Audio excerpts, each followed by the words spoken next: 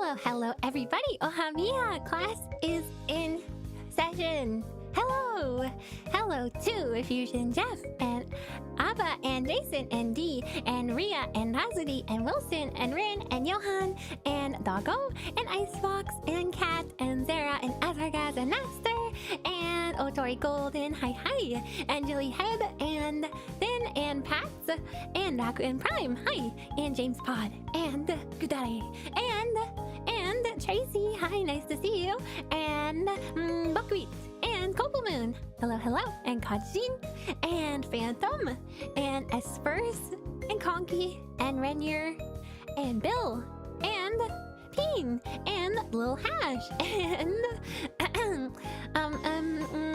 where was I? Oh no! And Cartographer, hello, Dirty Sprite, Nox Tech, Sabolisk. Did I say hi to you guys? I can't remember. Maxter. Mrox, Musto, hello, Shirogane, hi, Soho, Flaming Sands, Fox P. I think that's everybody. I look smart today. Do I not look smart every day? Kat, thank you for the donation. Usual dono, check. Boss gone, check. Woohoo! Megane Spider, check. I'm a teacher. I'm your teacher today. Interesting stream idea, check. Let's have a fun stream. Let's go. Thank you. Hello, random numbers. Hi. You're supposed to say that I look smart every day, but of course, I especially look smart. Let me fix. Yeah, today I look especially smart because I am the world's wait, what does it say? Best teacher ever, as you can see right there in the corner. You see it right there in the corner, right? You can see it on my desk.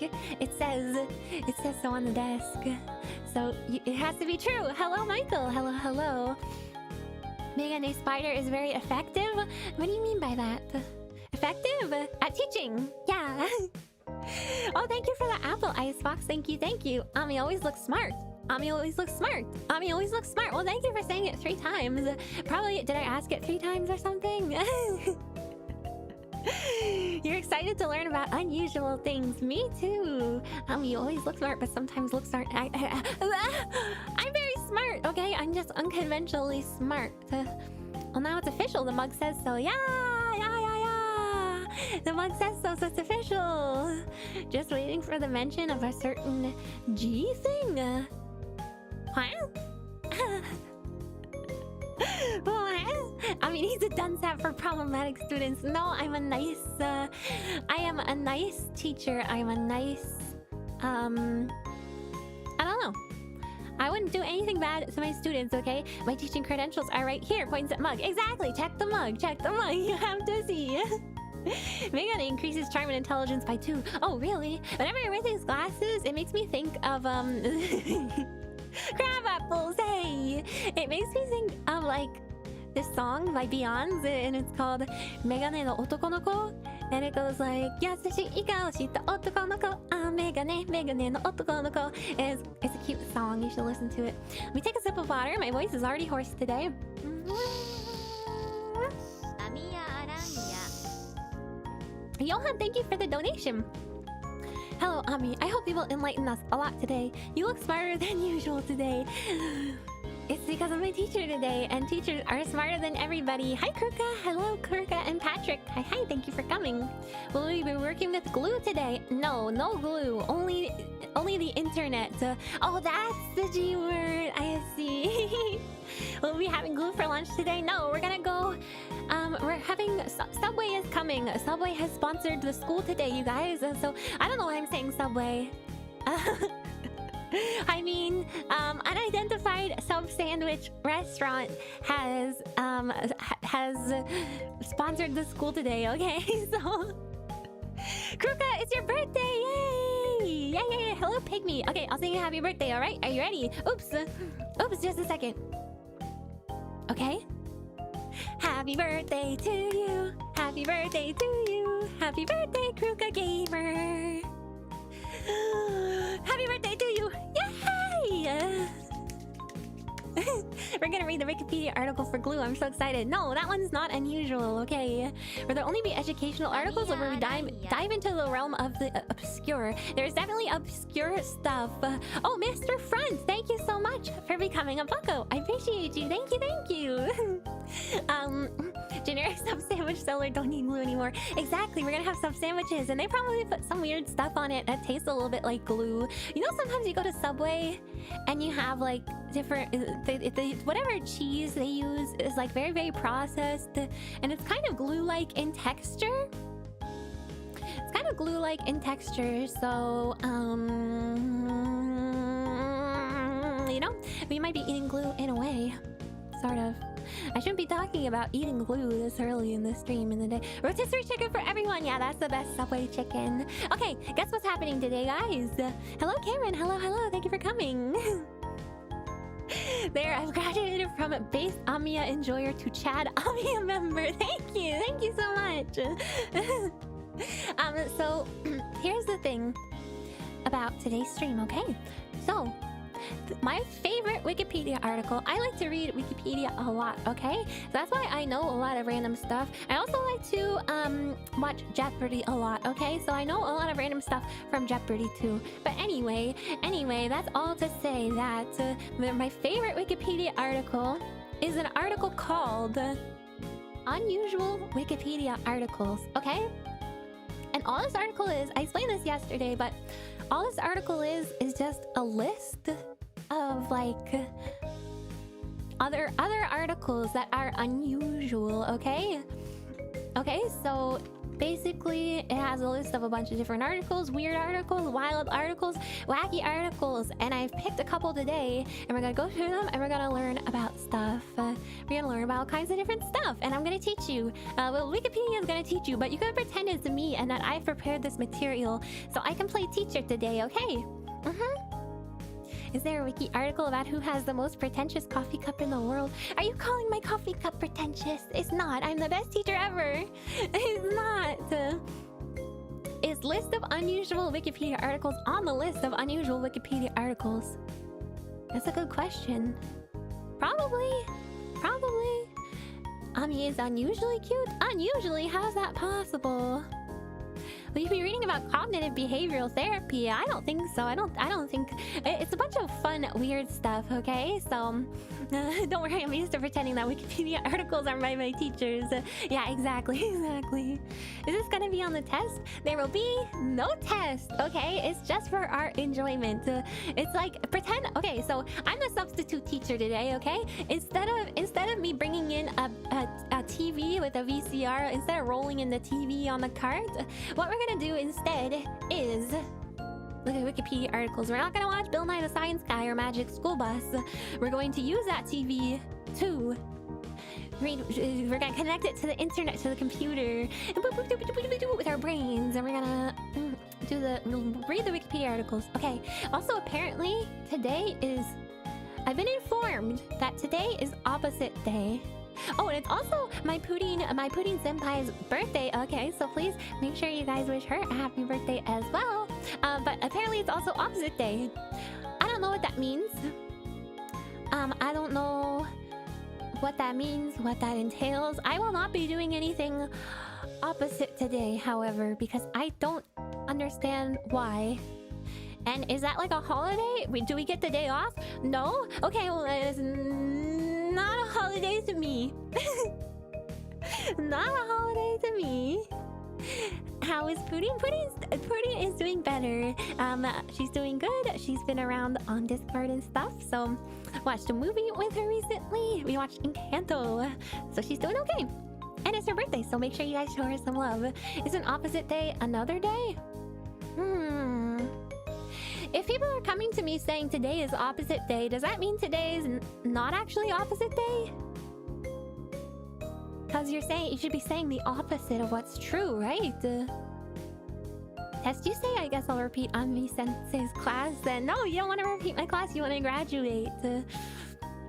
I bet you could start a fire with those glasses. Yeah, they're pretty thick. They're pretty thick, to be honest, because the smarter I go. I mean, the thicker the glasses are, the smarter I go. Amiya Sensei, how is our learning schedule for this year structured? I'm just the sub, you guys. You're gonna have to ask your regular teacher about that. Ami, when she's back tomorrow, okay? I'm Amiya Sensei. I'm your substitute teacher. Yeah, regular Ami gonna be back tomorrow. She's gonna play video games. Or something. Yeah, she's gonna play Mario 6 Golden Coins, okay? Alright, let me switch right over to our little chalkboard here. Okay, are everybody ready? Okay, let's go. Whoop. Here we go. Oh, what's this thing doing here? Get out of here. Here we go. I have a pointer too, but I don't think I'm gonna use the pointer. Okay, I think the pointer is going to be gone. It is today. It is today, but I won't tell you I don't like you. No, don't treat this as opposite day, you guys. I'll get so confused. On opposite day, you would also say today is not opposite day. Yes, exactly, exactly. Spite House is my favorite new EDM genre. No, that's really funny. Wait, fun fact. Yuri says, fun fact number 101. Ami in my native tongue means mother. Well, I am your friendly neighborhood spider mom. Okay. It's a strong laser pointer. It's not a laser pointer. It's not a laser pointer. You should make a red dot to use as a laser pointer. It'd be really hard to drag that all around. It'd be really, really difficult to... Opposite day. Oh boy, do I hate Amiya Aranha. Hey! No, you don't. You love me. So yes, this is a spite house. Okay, we're gonna read about spite houses to start. Can anybody in the class guess what this article might be about? Well, it says it actually right here, so you don't really have to guess. Let me make it so you guys can see my mouse, because I feel like that's kind of important. Because I can just use that as my... Huh? You should be able to see my mouse. What's going on? Oh, there it is. Yeah, so this is really important. So yes, it is a house built out of spite, okay?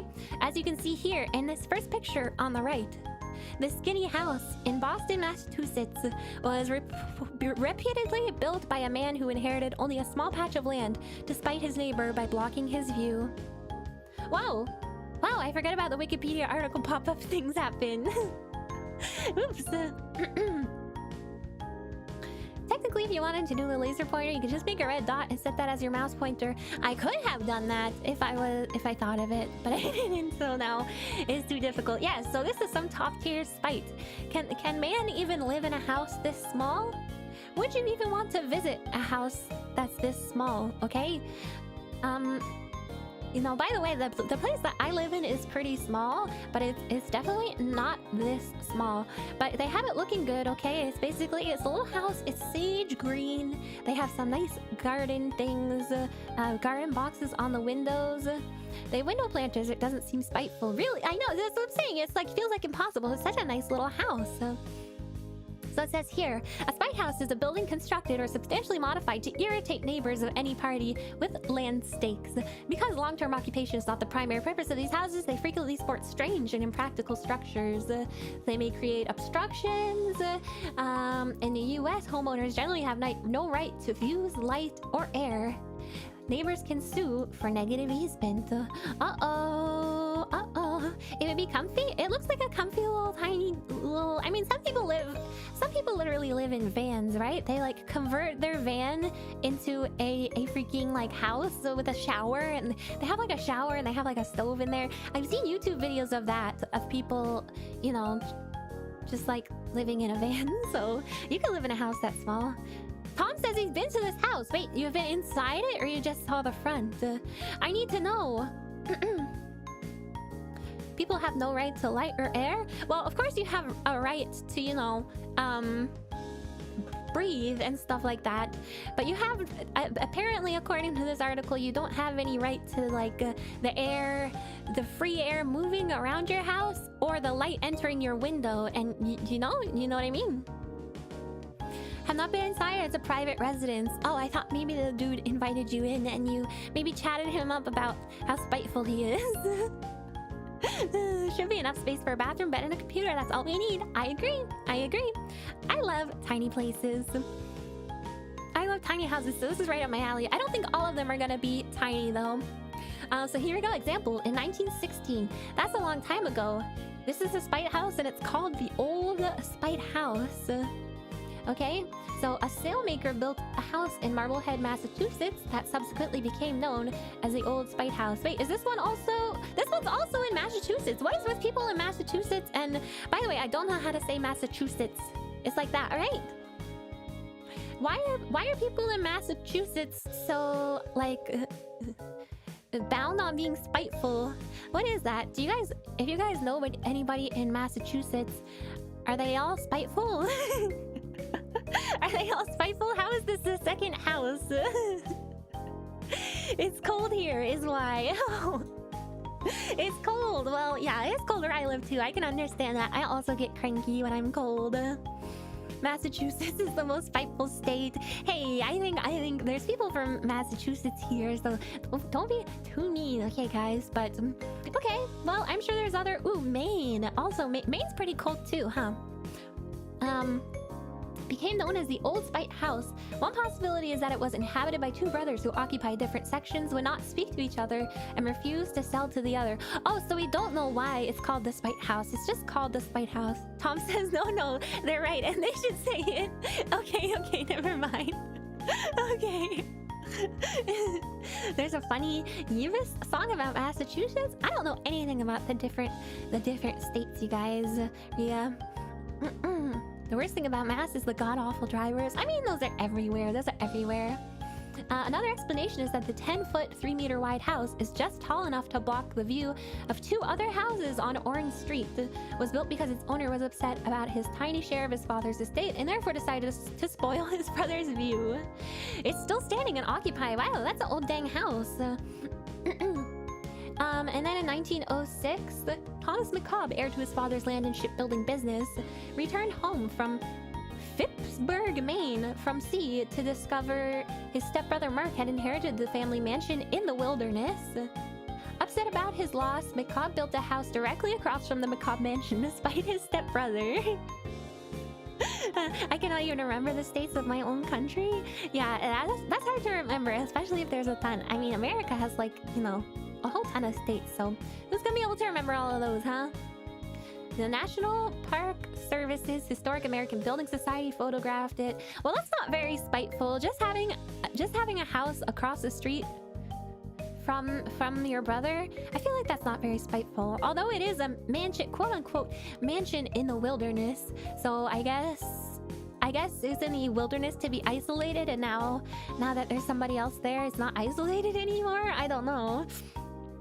Technically Scottish, hello! You love my glasses! Thank you! Because I'm a teacher today.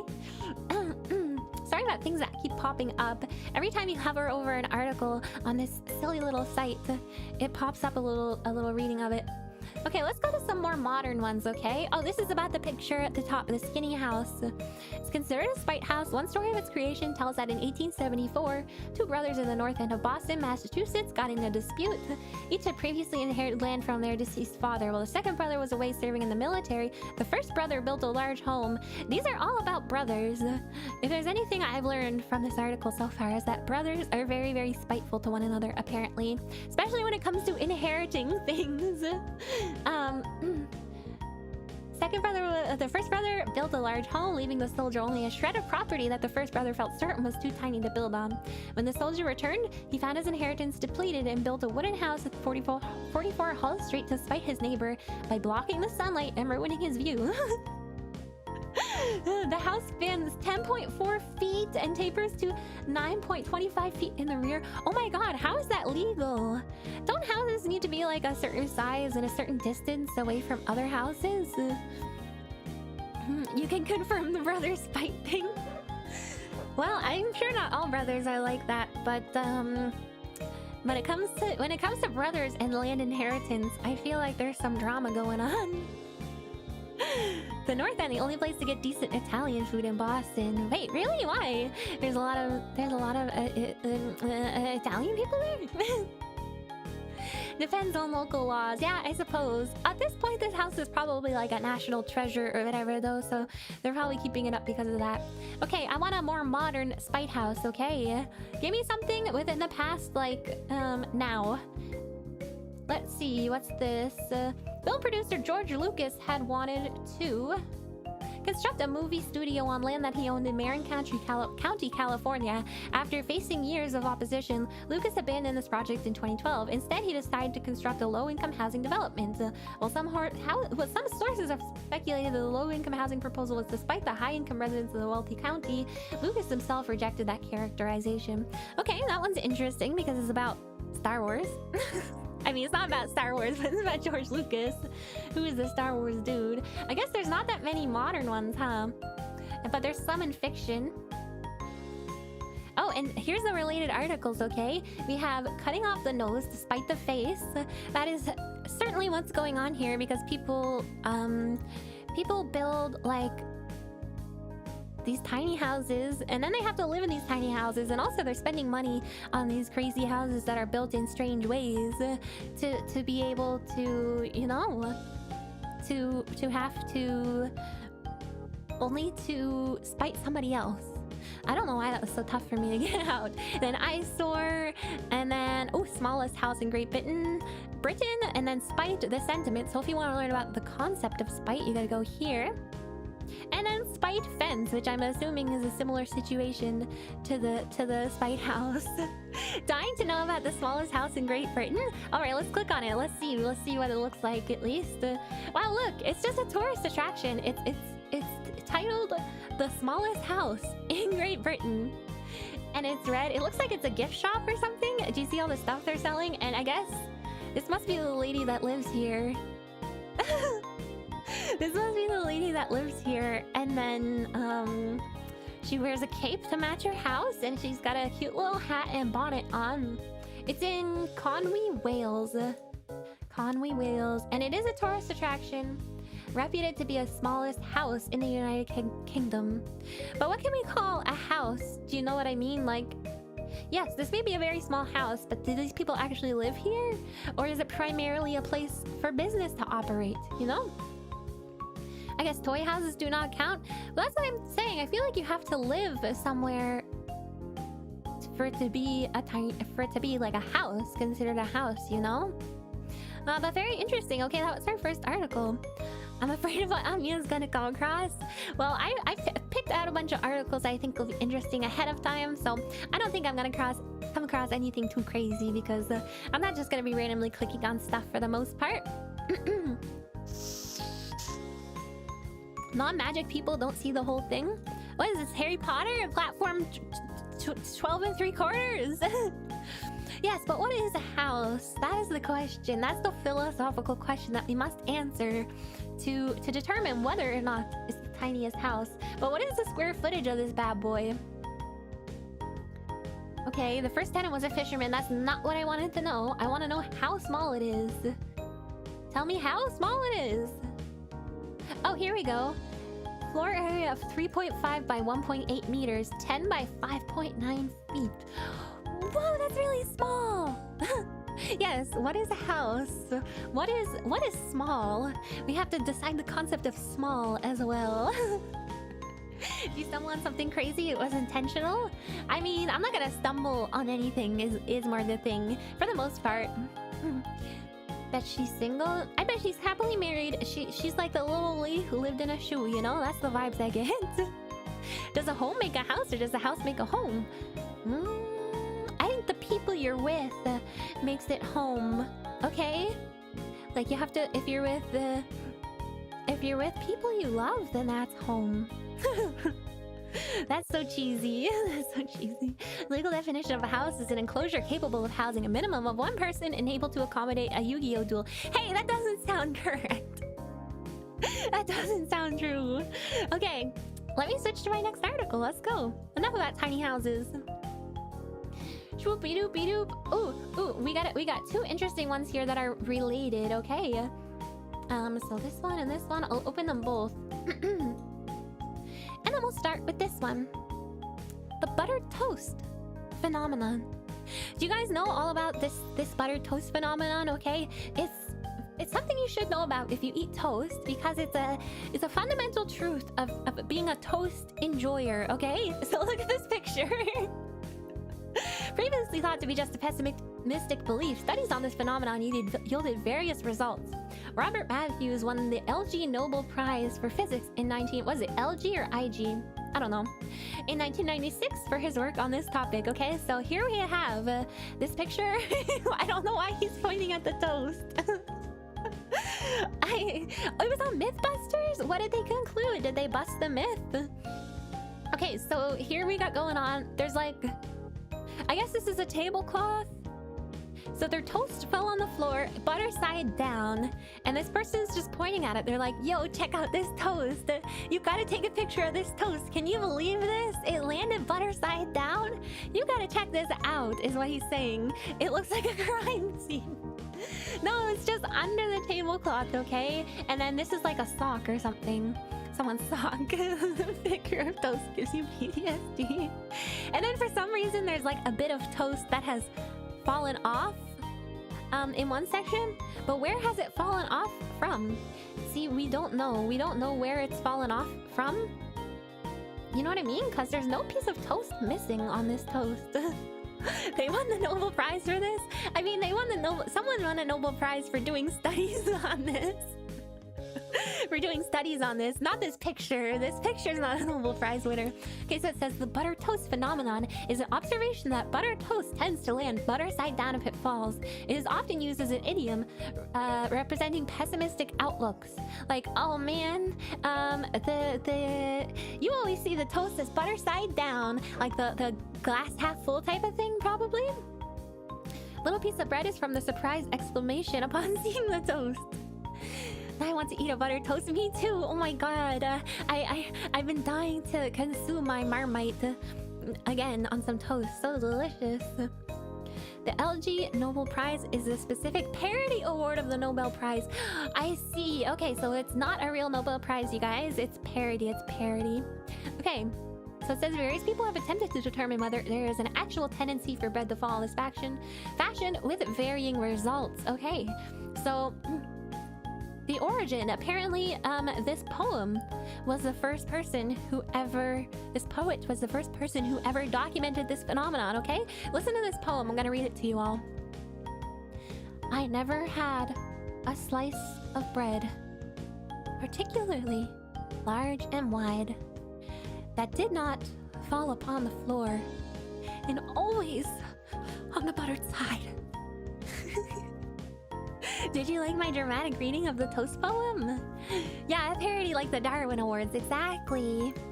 Is this the thing like butter side down or toasted side up? I mean, oh yeah, that's probably the optimism and pessimism, right? The pessimism is the buttered side down. I don't know. Why did this get a Wikipedia article? Because everything has it's the encyclopedia. It documents everything. Poem says Payne. So, oh, actually that was James Payne who wrote the poem, so you're not far off. Just a pessimistic belief. Yeah, a pessimistic belief, but listen to this. Here's the explanation. When the toast falls out of one's hand, it does so at an angle. By nature of it having slipped from its previous position, the toast rotates. Given that tables are usually between 2 and 6 feet, there is enough time for the toast to rotate about 1/2 of a turn and thus lands upside down relative to its original position. Since the original position is usually butter side up, the toast lands butter side down. Sounds very reasonable. However, if the table is over 10 feet tall, the toast will rotate a full 360 degrees and land butter side up. Also, if the toast travels horizontally at over 3.6 miles per hour, 1.6 miles per wait, I don't know, something per second, the toast will not rotate enough to land butter side down. In fact, this phenomenon is caused by fundamental physical constants, and I'm not gonna look at that, okay? I'm not gonna look at that physics thing. And other factors, okay? There is weight. The butter is weighty, so this has an effect, as we all know and understand, on the falling process, because Newton's third law. Every weight has an equal and opposite reaction. Nobody has a 3 meter high table? No, no, of course not. But this is, well, I mean, people might. People might. So, I see you click the buttered cat paradox. Well, that's actually the related article that we're going to look at, okay? Because I already have that one open. So this is the buttered cat paradox. It is a common joke based on the combination of two adages. Cats always land on their feet, and buttered toast always lands buttered size down. You and your precious science. Tie goes in, tie goes out. You and your precious science. Yeah, science is very precious, so that's why I had to explain the Newton's third law to you guys. Oh, meters per second. Okay, I thought it was miles per second. Thank you, Shin. So here we go. A common joke based on the two adages, and here is the it's illustrated really nicely in this picture for us. Okay, so here's the cat. He's got the toast on his back. He's falling. But since toast always lands butter side down, the toast must land butter side down on the floor. But since cats always land on their feet, the cat must land feet down on the floor. So what's gonna happen is they're going to spin and spin and spin infinitely forever and ever. So this is the paradox, okay? It's a very scientific illustration we have here. Yes, the cat would levitate. Exactly. Simple explanation. Yeah, so I basically explained it when one considers what would happen if one attached a piece of buttered toast to the back of a cat. The basic premise stating the conditions of the cat and the bread and posed as a question was presented in a routine by comic and juggler Michael Davis. Oh, he's a juggler also. Very, very interesting. Does it work with spider girls? I don't always land on my feet. In fact, I hardly ever land on my feet. So no, it's not gonna work with spider girls. Can we harness the spin power for infinite energy? No, because that would be too, like, that's inhumane towards the kitties. We can't turn cats into our engines, okay? So if we do that, it's gonna become like a pro-mare situation. So you know in pro-mare, the people who like live in the core of the earth or whatever, when they like release energy somehow, they like get real hot or something. I don't remember the entirety of that movie, but it's the same basic premise, okay? It's inhumane to use the cats as an engine. Ami should put buttered toast on her shoes so she lands on her feet all the time. But then my feet would be all buttery. The cat has food though? It doesn't matter, it's spinning forever and ever, it's gonna get dizzy. But what if it was Schrodinger's cat? We don't even know if Schrodinger's cat exists, right? Of course we can't harness for unlimited energy, we'd have to reload the butter at some point. But you wouldn't necessarily have to stop the cat for that. You could probably automate that somehow, you know? Okay, so there's the thought experiment, humor. There is not much more about this buttered cat paradox. I just thought it was really funny to accompany the buttered toast phenomenon. Okay, so there we know. Now we know what's gonna happen if you attach a buttered toast to a cat. One of them's gonna land on their feet, but one of them must land butter side down, okay? We'll know if we put the toast on it. No, you can't. You can't put the toast on the cat, okay? Cats are precious. They must be protected. Now I can't stop thinking about Ami's buttery feet. No, I don't want buttery feet. No. All right, let's move on to the next article, shall we? What else do we got? What's interesting here? Oh, do we want to get real? How do you guys feel about how do you all feel about existential dread?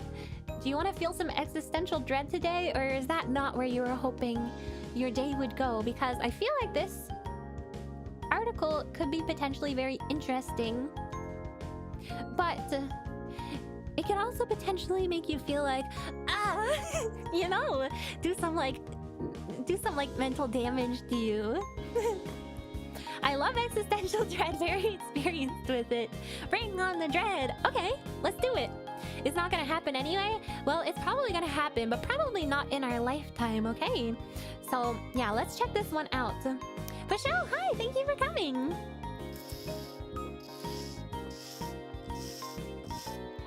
I feel it every day, let's go. Me too, let's go. Okay.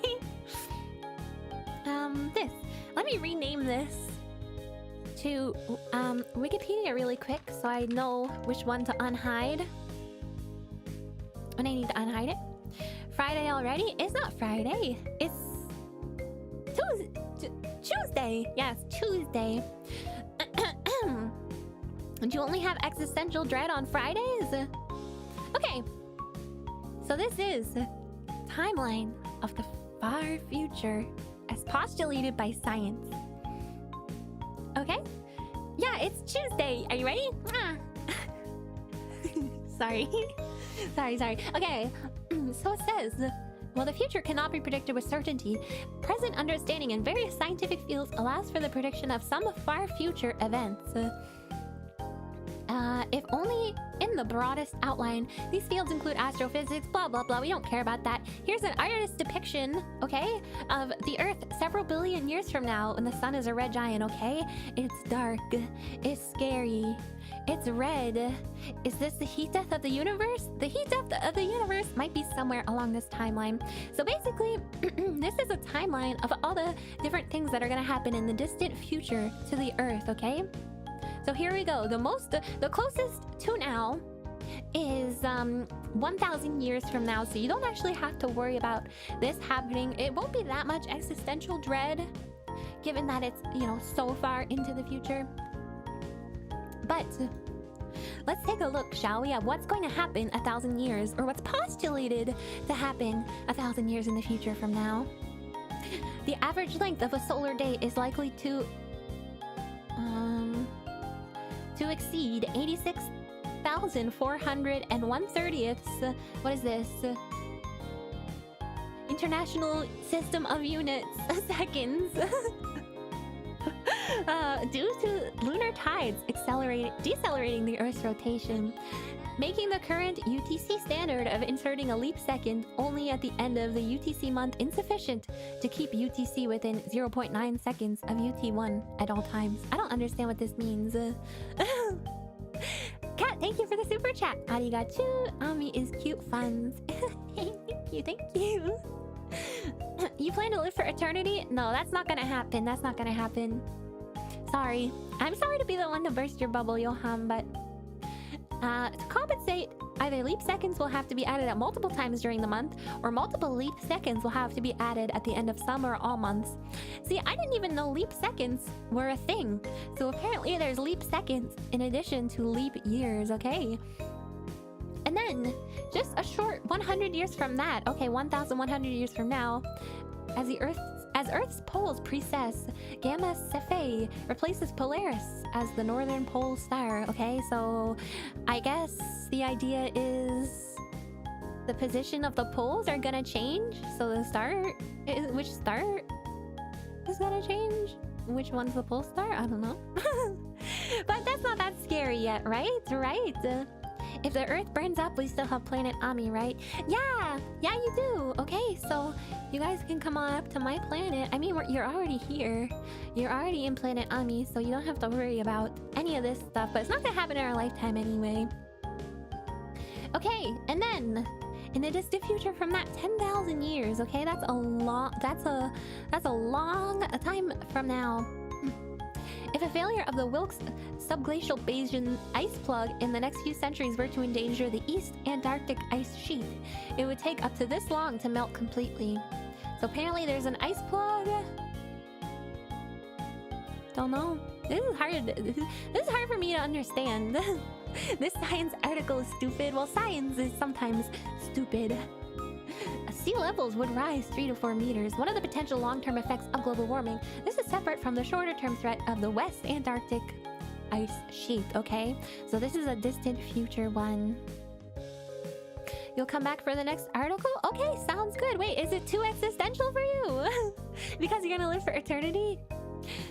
Pretty sure if we live on planet Ami, we don't need to worry about Earth, but then planet Ami resembles Earth. We may have a problem. No, it's nothing like Earth. It's nothing like Earth. If time gets longer, does that mean we can watch Ami longer? If they ever add more hours to the day, then I'll stream for more hours. Waterworld, let's go! Oh my god, I love that movie! I love Waterworld with Kevin Costner. Okay. Now, let's take a look at this one, okay? 10,000 years in a different sense. Okay, this is space, okay? The red supergiant star Antares will likely have exploded in a supernova. This explosion should be easily visible on Earth in daylight. Okay, so how does this work? So, although 10,000 years from now, that star is gonna explode and it's gonna be supposedly visible from Earth, isn't the nature of no one will be able to see that it's actually exploded for like millions of thousands of years past that, right? Because when things happen in space, it takes a long time for it to reach us. So like, for example, some stars that are in the sky now, they're not actually in the sky now, but we can still see them because the light extinguishing takes a long time to travel, right? You know? I think they're saying that is when we will see it. Oh, I see. So it has already exploded before this, and we'll see it 10,000 years from now. It's already dead. We'll see the supernova by then. But it says will likely have exploded. So it hasn't exploded yet, right? Because it says will likely. Light travels fast though, so it should maybe. No, it's not true though. There's tons of stars in the sky that we can still see that aren't actually still there. Apparently, I'm kind of right. Apparently, okay. So, aren't I the world's greatest teacher? Oh wait, you guys can't even see my mug. There we go. There we go. It's only 500 or so light years away, so 500 years to reach Earth. I see, I see. So it hasn't. This is when it might explode, and then 500 years from that, then we'll see it from Earth. Maybe. Maybe. Also, many are dead as well. Dead stars. It's true. Okay, and then, let's see what this is. More about stars. Okay, that's not that exciting. Let's see. Anything else exciting? Ooh, look at this. 17,000 years. Best guess recurrence rate for a civilization-threatening supervolcanic eruption large enough to spew 1,000 gigatons of pyroclastic material. That's a lot. That's a lot. Speaking of which, have you guys ever seen the movie Dante's Peak? Dante's Peak. I would really love to watch that movie with everyone at some point. It's one of my favorite movies, okay? Waterworld and Dante's Peak. We gotta get on that. We gotta get on that. We can't know if it's exploded until the light reaches us. True, I guess. Yeah, it may have already exploded, right? You haven't seen it? It's about a volcano. It's kind of scary, actually. It really I watched it when I was little, and it really scared me and like traumatized me, but it's one of my favorite movies. Is that the one with the cowboys? No, it's okay, so it's about there's this scientist who goes to this place and he's like researching the volcano there, and he has a theory that the volcano is about to erupt, right? And then he's trying to tell the other scientists about, but nobody believes him. Nobody believes him because it's not like it's like new science. It's like science that they don't understand. Okay, they don't think the science is legit, but it is. Do you now have a volcano phobia? I mean, who can say that they don't have a volcano phobia? Pierce Brosnan, isn't it? I don't know who that is, but sure, I believe you. His first existential dread? Probably. I don't know if that really created existential dread, though. It's more like just regular dread. You do remember the movie, Jesse? Yeah, it's a good movie. It's not a bad movie, I think. I mean, there's parts of it that are a little silly, but... no one listens to the smart one in disaster movies? Exactly! He's James Bond from GoldenEye? Okay. Oh, he's British? Is he? Movies' logics are nothing but magic. That's why Mythbusters bust a lot of myths to survive. Yeah, I'm sure the Dante's Peak is not entirely based in science. So anyway, the star ones, I don't find that interesting. Ooh, in 50,000 years, there's going to be...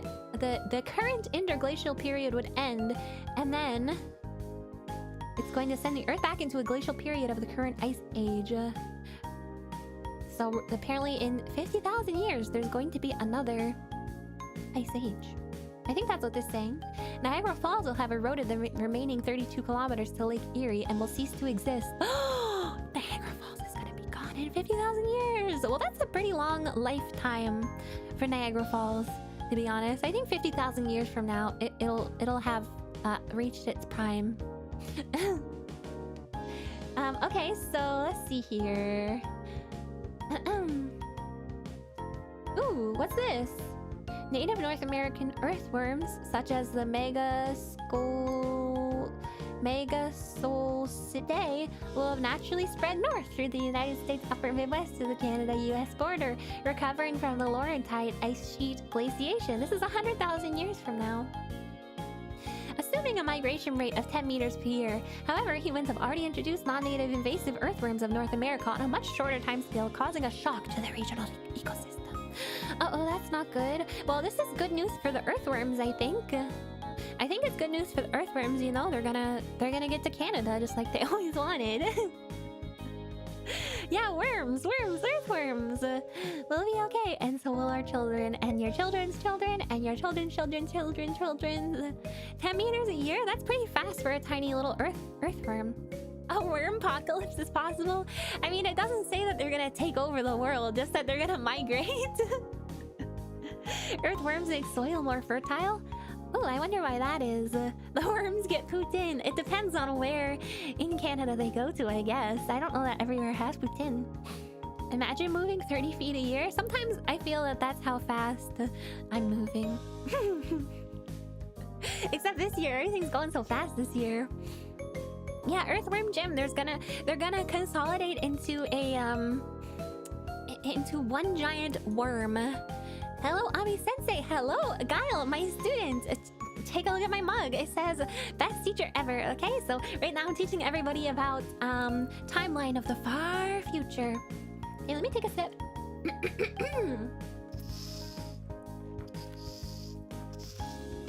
Oh, in 250,000 years, there's going to be a volcanic island. So it's underwater right now, but then it's going to rise up.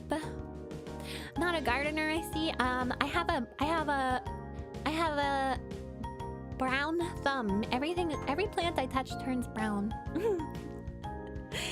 Sorry, I'm late. That's okay. You must be the best teacher ever to have a mug like that. Yeah, one of my students gave it to me. No big deal. No big deal.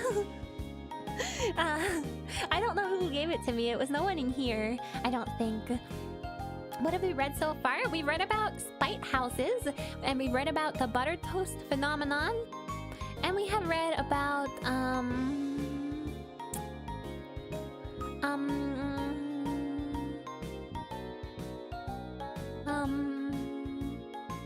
what else? The buttered cat phenomenon. Or the buttered toast cat paradox, or something like that. Something like that. Okay, now let me see. I want to see some crazy stuff, okay? I want to see something real crazy. Show me something real crazy. Ooh, in 3 million years, due to a gradual slowing of Earth's rotation, a day on Earth will be 1 minute longer than it is today. A whole minute in 3 million years? That's a long time for just 1 minute. Okay, so in 10 million years, estimated time for full recovery of biodiversity after a potential Holocene extinction. What is this? A mass extinction event. If we're on the scale of the 5 previous major extinction events, which I'm guessing one of them is like the dinosaurs or something like that. Even without a mass extinction, by this time most of the current species will have disappeared. So through the background extinction rate, with many clades gradually evolving into new forms. And we all know what these forms are, okay? Because we know that evolution always returns everything to crabs. So I think it's safe to say that in 10 million years from now, everything's gonna become a crab. You got yourself crackers, cheese, and beer. This in combination with Ami's voice will not cheer me up. Nothing will. Enjoy your beer. Enjoy. I'm so glad you got something tasty. Yes, exactly. Crab world, indeed. Ami will be queen in 10 million years. I will accept being a crab in 10 million years if I become the crab queen. I will make an exception to being called a crab. Crab rave is canon. Canon to what? The Earth? Like the the expanded Earth universe? Can things be canon to real life? If it's either real or not real, right? Like this isn't a movie. This is real life. Earth lore. It's canon to the Earth lore. Why not be ahead of the curve and embrace what you are? Because that's not what I am. Sorry, I'm late. That's okay, Mongoose. We're just getting started, sort of. Canons are real. I've seen one. I've seen several. Says the anime spider girl. Well, what? What's wrong? What's wrong with that? Innocent Ami is innocent? Why? What happened? Why? Ami ohayo. Hikaru ohayo gozaimasu. Ami has seen some... Wait, no, I mean like if you go into like historical parks, sometimes there's like cannons and stuff. There's cannons and stuff. Okay. Now we have Cupid. Oh, okay. It's moons of Uranus. Okay, and then this guy thinks that there's going to be a Gulf of California flood into the Central Valley, which will form a new inland sea on the west coast of North America. Last time you were talking about the perception of people saying a word more often. What if it is literally being said more, like mathematically verifiable? What if? I mean, that would be pretty crazy. I mean, I guess that's just how the lexicon works, though, in a way. Like, in terms of sociolinguistics, like, if a bunch of people start saying the word, you know, sus, and then it's gonna eventually catch on, and then more people are gonna say, like, sussy and stuff, you know? That's how meanings of words change over time, right? Like, the word literally, it used to be mostly used as to mean like something literal. Like, I'm literally streaming to you guys right now, literally. And then in time, it became like, I am literally dying at this joke. And that's like sociolinguistics, right? When because of like colloquial use of a word, the most widely used definition of that word becomes the kind of accepted use, you know? Scuffed appeared in the VTuber community, and now I hear it all the time. Well, yes, scuffed is I feel like scuffed is like a streamer word in general that streamers use. Isn't that called figuratively? It certainly is called figuratively, but because you know, people don't use it as such anymore, or people don't use it to mean literally anymore. The meaning has changed. That's just people who don't know how to word. Well, what happens if the people who don't know how to word overtake the people who, quote unquote, do know how to word? Then maybe it's the people who know how to word who don't know how to word, you know? I don't know what I'm talking about. Anyway. Ooh, in 50 to 60 million years, the Canadian Rockies will wear away to a plain. The Southern Rockies in the United States are eroding at a somewhat slower rate. I wonder why that is. Maybe because there's less like snow and ice in the Southern Rockies, perhaps? Everyone knows the bird is a word. Bird is a word. Being wrong isn't made right by democracy. I mean, in terms, in the mind of sociolinguistics, it is. In the mind of sociolinguistics, it is. After all these years, won't the sun have exploded by that time? We haven't gotten to the sun exploding yet. Here we have 100 million years, gonna be hit by an asteroid. A new subduction zone will appear in the Atlantic Ocean, and the Americas will begin to converge back toward Africa. There's gonna be Pangea Part 2! Pangea 2! Electric Boogaloo! Okay, and then we have upper estimate for the lifespan of the rings of Saturn in their current state. So the rings of Saturn will be gone in 100 million years. Gone, gone, gone, gone, gone. And then, what do we see here? What else do we got? Anything else interesting? Ooh, in less than 250 million years, rapid biological evolution may occur due to the formation of a supercontinent causing lower temperatures and higher oxygen levels. Pangea 2! A Pangea Part 2! It's getting an update! We're getting Pangea 2.0! I hope they patch that whole, you know, oceans dividing continents thing, you know? The Pangea DLC. Okay, so it says increased competition between species due to the formation of a supercontinent, increased volcanic activity, and less hospitable conditions due to global warming from a brighter sun could result in the mass extinction event from which plant and animal life may not fully recover. No! No! That wasn't a bug, it was a feature. It'll be reverse Pangea. No, it's gonna be regular Pangea. I think. Pangea fans are gonna be so excited when they hear about this. I'm sure Pangea fans already know about this and they're waiting for the time to come so they can celebrate. Okay, and let's see what else we got here. This article is really long. I'm definitely not gonna be able to get to super far, but let's see. Is there anything about the sun exploding? I want to know about the sun. Ooh, here's 6.6 billion years from now, the sun will experience a helium flash, resulting in its core becoming as bright as the combined luminosity of all the stars in the Milky Way galaxy. Where's the entry for Planet X smashing into Earth with no warning? That happened in 2012. Everybody knows that. Everybody knows that. Listening to Ami explaining things is relaxing. Oh, I'm happy. I'm happy. We're getting the spritz bottle and spraying the sun. Yeah, cool it down, cool it down. Control F, sun explode. For some reason, Dazini, I don't predict that it's gonna show up in those exact words, but let's see. Sun. Sun, sun, sun. Let's see if we can find something.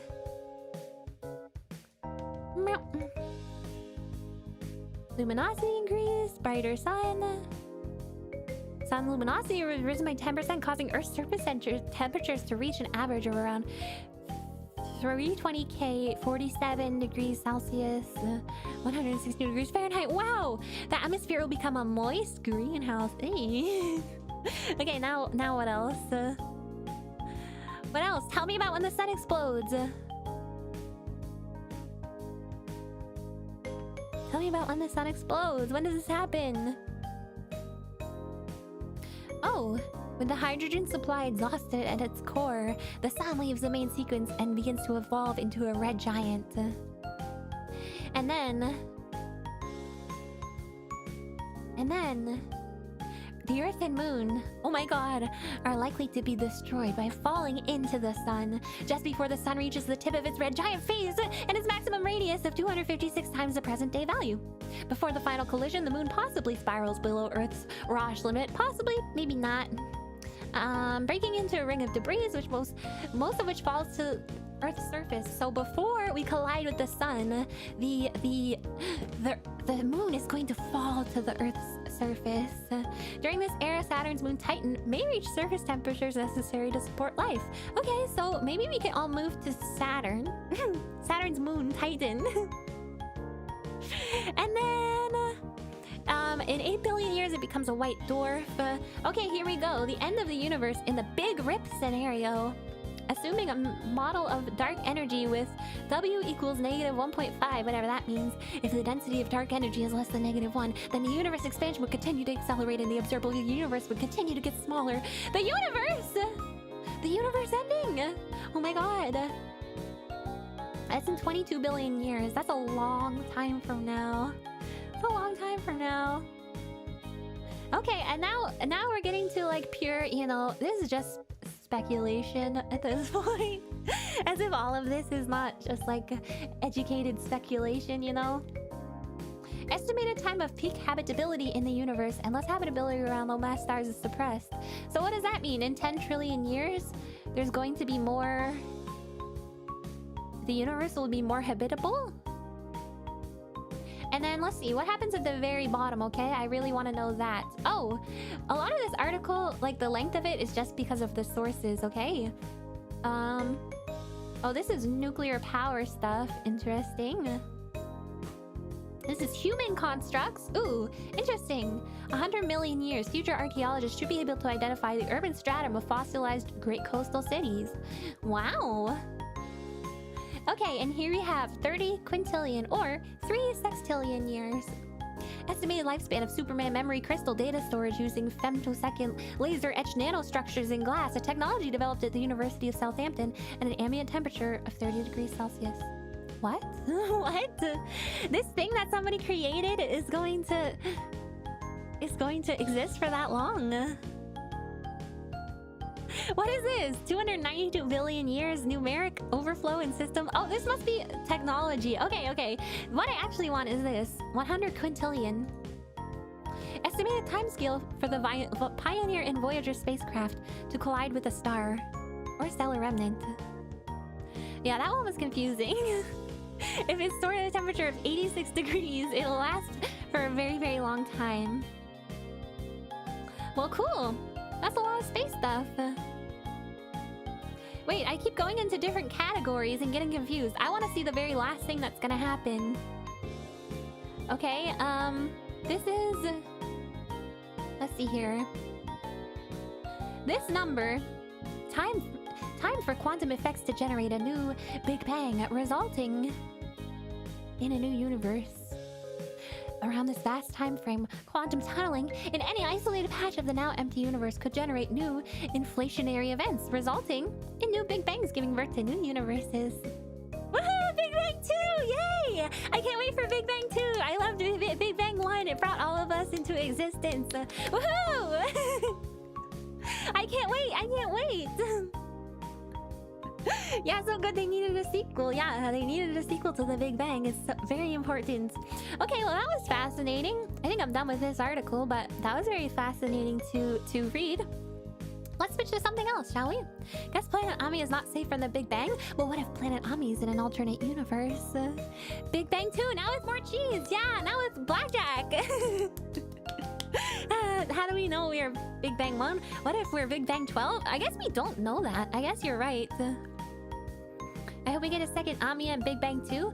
Well, maybe it'll be the same Amiya.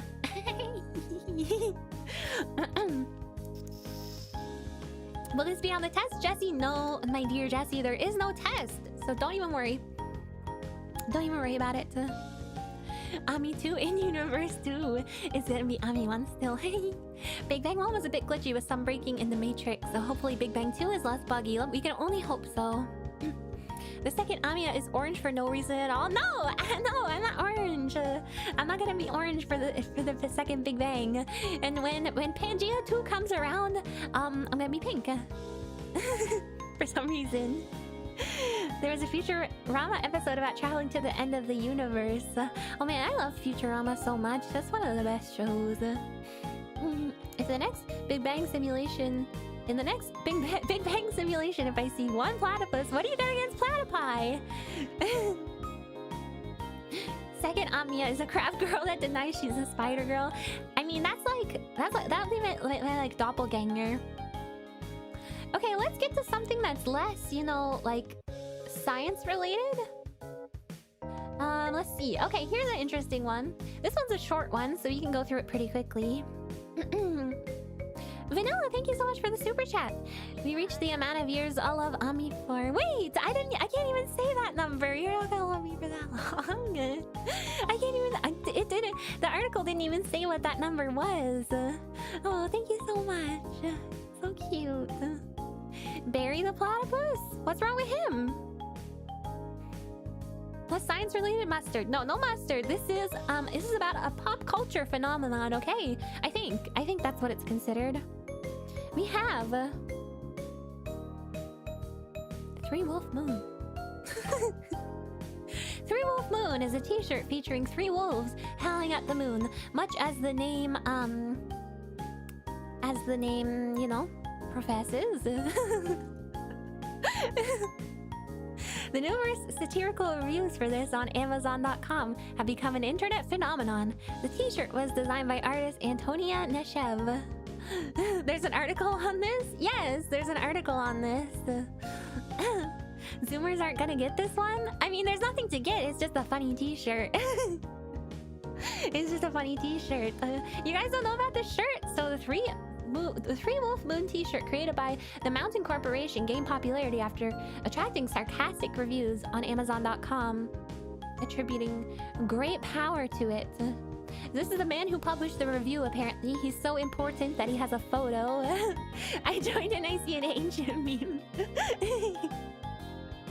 Funny for reasons that cannot be explained. Yes, exactly. Wait, there's...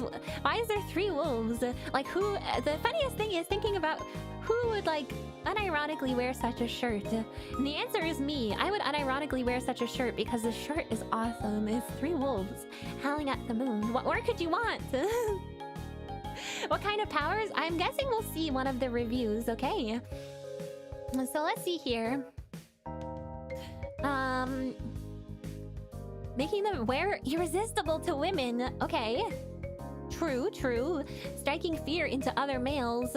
Or having magical healing abilities. Amiya's a 3-wolf moon wearer? No, I don't have a 3-wolf moon t-shirt. But if I saw it in a store with no context, or like a thrift store or something, I'd be like, that's a pretty dang cool t-shirt. And I might wear it as pajamas or something, you know. I've seen people wearing much worse clothing outside. Me too, me too. Okay, and now... Brian Govern, a law student at Rutgers University, was searching for a school book on Amazon and was led to the 3-Wolf Moon t-shirt by an Amazon recommendation, which had been targeted at students purchasing college semester books. You think it's still on Amazon? I'm sure it is, okay? So make sure you guys get this shirt and put it on. It'll make you irresistible to women. So you'll be able to attract any lady that you want. Okay, and he decided to write a review of the shirt on a whim, as he did not actually own the shirt. His full series review, as B.Govern, concluded: Pros: fits my girthy frame, has wolves on it, attracts women. Cons: only 3 wolves, could probably use a few more on the guns, you know, on the arms. Cannot see wolves when sitting with arms crossed. Wolves would have been better if they glowed in the dark. Too true, my friend, too true. Antonia Neshev, creator of the 3-Wolf Moon design. Okay, so she created the design. Wow, legendary, iconic. What size should we order when we mail your shirt to the Tsunderia P.O. box? If it's an Amazon shirt, probably a size small. But don't you guys send me this shirt, okay? Because then I'll have to wear it. What type of college books recommend that shirt?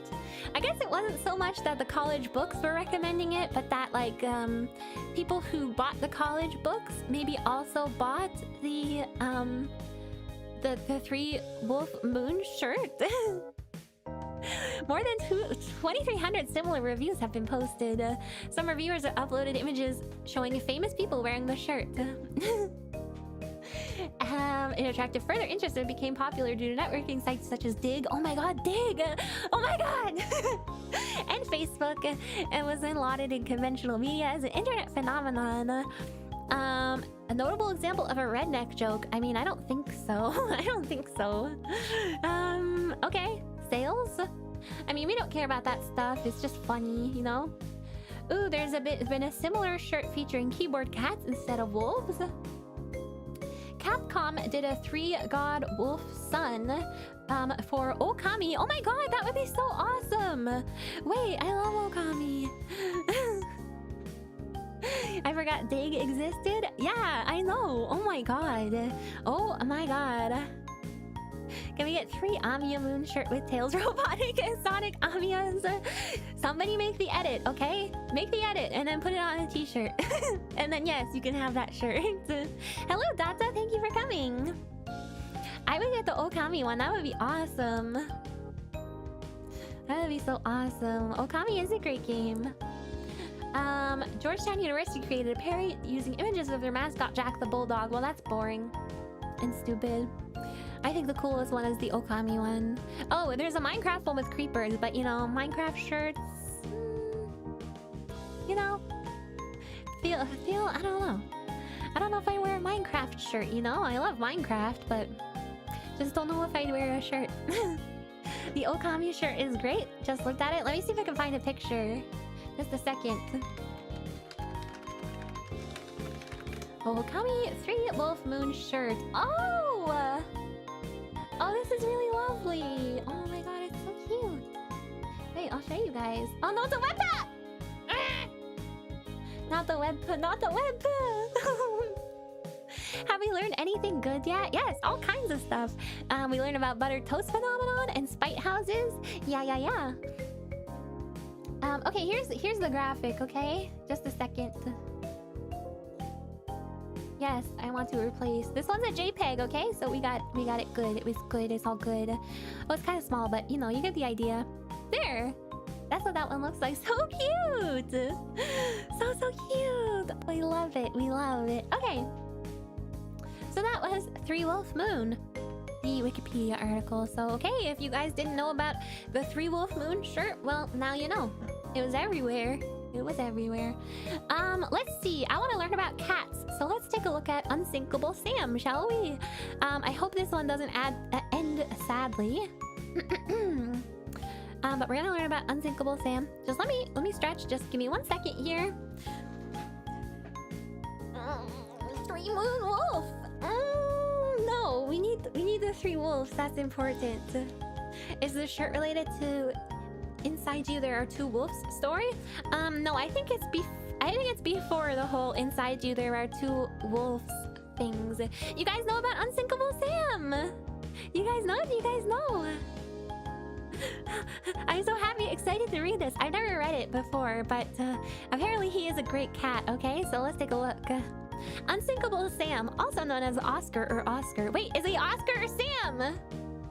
I guess Unsinkable Oscar isn't as good from like an alliteration point of view. Unsinkable Sam's a little bit better. Sam is famous. He's famous. Okay, so according to a probably apocryphal story. What is an apocryphal story, you guys? There's no link to an article, so I can't figure out what apocryphal means. Can somebody tell me? I need to know before I continue. This is very important. Unsinkable Sam is more of a liability than anything. Yeah, wait till you hear about this, okay? And then I feel like it's gonna be like a situation where it's like maybe the cat caused all this to happen, you know? Like maybe he's bad luck. Oh, made up. Okay, a rumor, okay. Well, I refuse to believe it's a rumor, okay? So it's the nickname of a ship's cat who purportedly served during the World War II with both the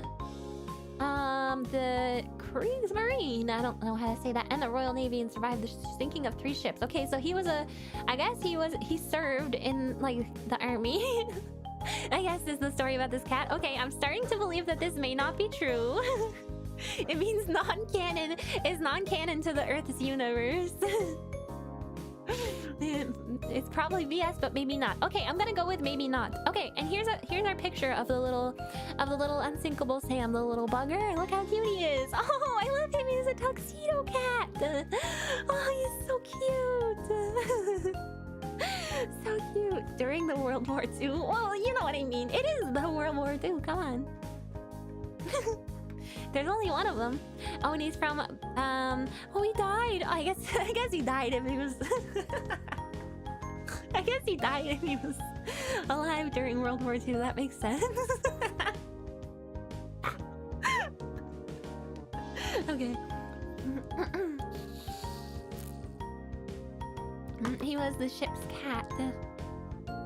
I mean, he's cuter when she has cat ears. You don't like my glasses?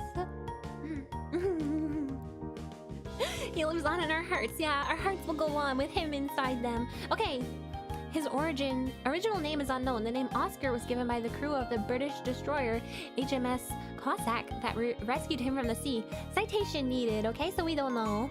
We don't know about this. You've had cat ears? I have. Wait, should I put cat ears on for this little article? Wait, give me a second. I'll put some cat ears on. It's only appropriate. It's only appropriate. 1 second.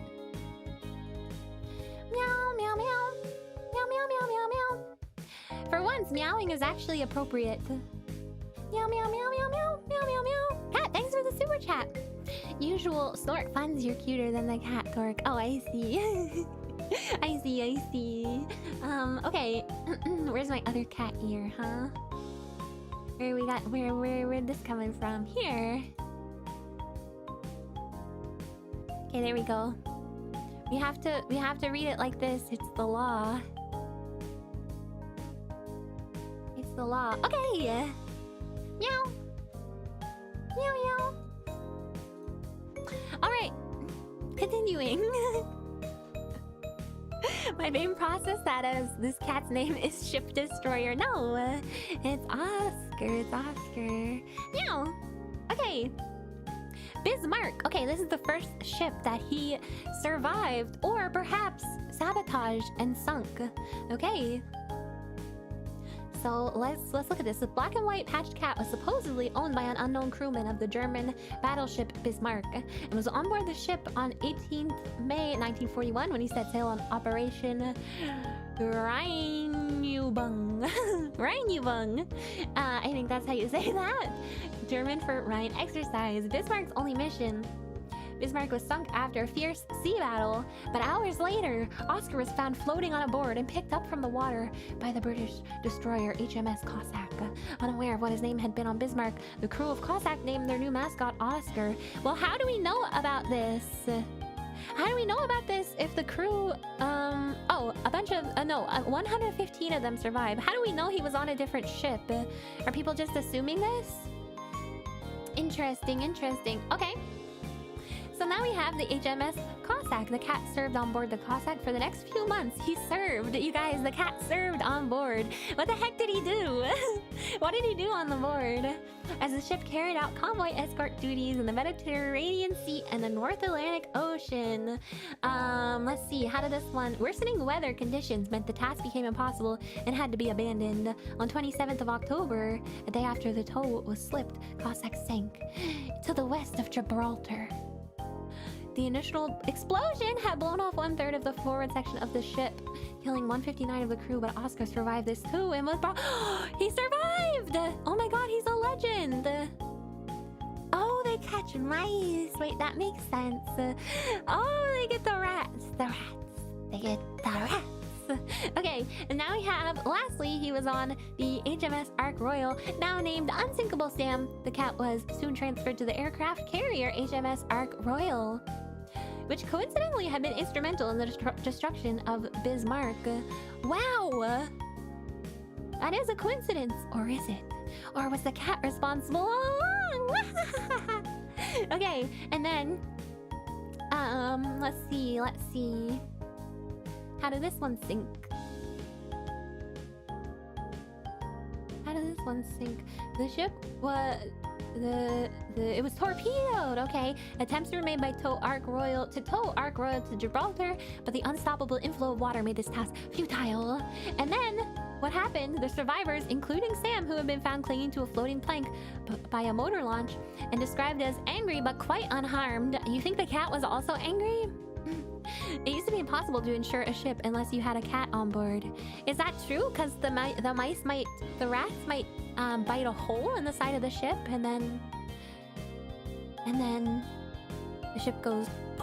Well, it doesn't explode, but water fills it up. And then we have... Legion itself would be sunk in... Oh, the crew was transferred to Lightning and then Legion. But the cat was not on that, I guess. So the loss of Ark Royal proved the end of Sam's shipborne career. He was transferred first to the offices of Governor of Gibraltar and then sent back to the United Kingdom, where he saw the remainder of the war living in a seaman's home in Belfast called the Home for Sailors. Sam died in 1955. Mice biting through a metal ship? You never know! You never know! You never know! Those guys are crafty! Those guys are crafty. Yeah, Oscar. Cute, huh? And the historicity, whether or not this is true, we don't care. It's definitely true. Look, they drew a painting of him and everything. They drew a painting of him and everything, so this has to be a true story. Why else would they paint a cat unless he was an unsinkable cat? Okay. So he's definitely real, and I refuse to believe anything else. I refuse it. It's true you were there? I was there too! Me too! Meow, meow! I was the other ship cat! Meow, meow, meow, meow, meow! Me too, I was there! Unsinkable Sam is such a badass name for a cat. Yeah! It's awesome! Although apparently his name is Oscar. Yeah, if it wasn't real, explain the painting. Yes, note the painting. Where'd they get this? Okay, whose cat is this if it's not real? And I'm the primary source, just like Doggo said, because I was there now.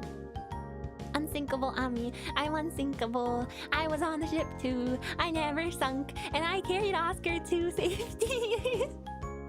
Okay, all we have to do now is just edit the Wikipedia article to include that information. Also, Amiya Aranha of Tsunderia and her mod, Razuri, were also on these ships, and they jointly saved Unsinkable Sam. And they were also cats. Okay, so yeah, pretty cute. Okay, amazing story about Unsinkable Sam. Okay, let's see what else we got here.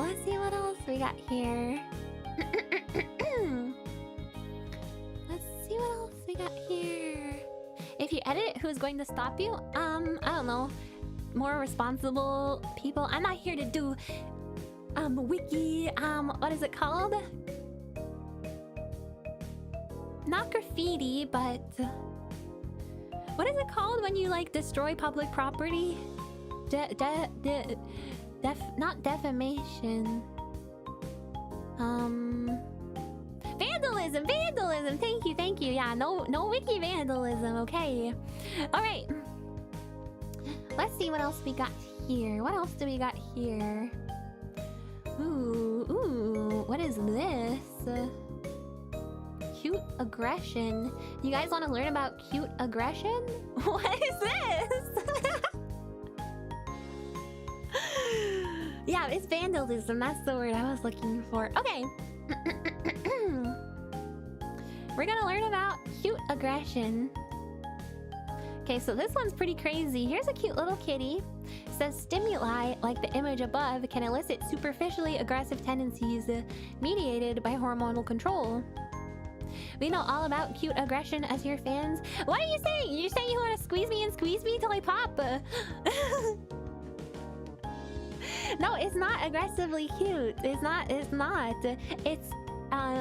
playful aggression, when superficially aggressive behavior caused by you seeing something cute, such as a human baby or young animal. People experiencing cute aggression may grit their teeth, clench their fists, or feel the urge to bite, pinch, or squeeze something they consider cute, while not actually causing and intending to cause any harm. Yeah, you ever see something so cute that it makes you go, I just want to hug you and squeeze you, and squeeze you and squeeze you. Why isn't your face in the article? Because who would do cute aggression against me? That means no, stop! You don't want to squeeze me. You don't want to squeeze me or you'll destroy me. You're so cute. I could just eat you up with some fava beans and a nice Chianti.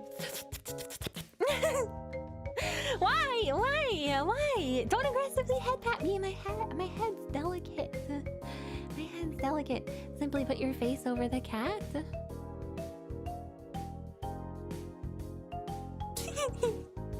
No, you can't squeeze me.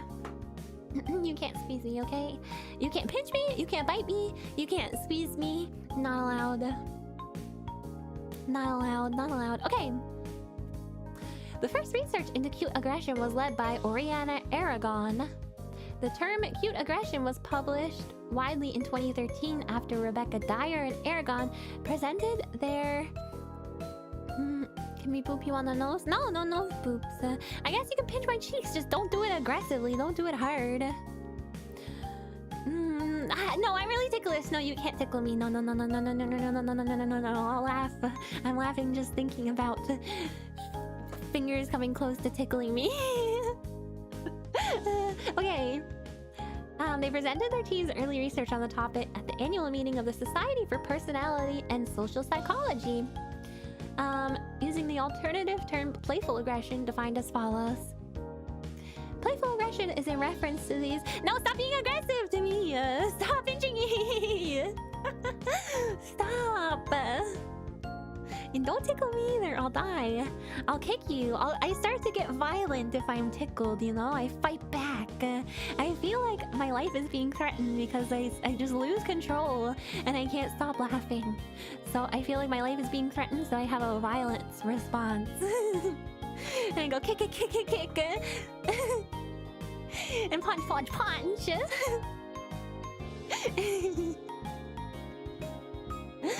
No, don't tickle me. No. Okay, playful aggression is a reference to the expressions that people show sometimes when interacting with babies. Sometimes we say things and appear to be more angry than happy, even though we are happy. Yeah, like, I just want to squeeze you so tight. For example, some people grit their teeth, clench their hands, pinch cheeks, or say things like, I want to eat you off. That just means, oh, you guys, that's why I want to eat you guys, because you guys are cute, so it's cute aggression, okay? But I see what this thing, the article is saying is that it doesn't mean I actually want to eat you, it's just playful aggression. We ask generally about things of this kind, calling them playful aggression. Wow, fascinating. When you get tickled, are you the kind that kicks? Yes, I kick. I kick. The sensation of being tickled is supposed to basically be mild pain. It's worse than pain! It's worse than pain. When I see children, it's just aggression. Oh, stop it. There's nothing wrong with children. There's nothing wrong with children. That's why you want to eat glue so much, because it's cute. No, you want to eat glue because, you guys are weird. In other languages, ooh, there's words for it in another language. Ooh, in Indonesian, the word gemas refers to the built-up feeling you feel when seeing cute objects, which leads up to the gritting teeth or the urge to pinch. Let's see, what else? The thing is referred to as the thing. That cat gives me the thing. Okay. That's oddly nondescript. The thing. That cat gives me the thing. Cat, thank you for the super chat. We've been trying to tell you, you fit the bill. Fit the bill for what? Being a kitty? Meow. Why are so cat ears on? Is this just the cat ear teacher stream now? There's nothing wrong with children, child. Hey! Hey, the thing! The thing makes it sound like a swamp monster. Makes it sound like a swamp monster.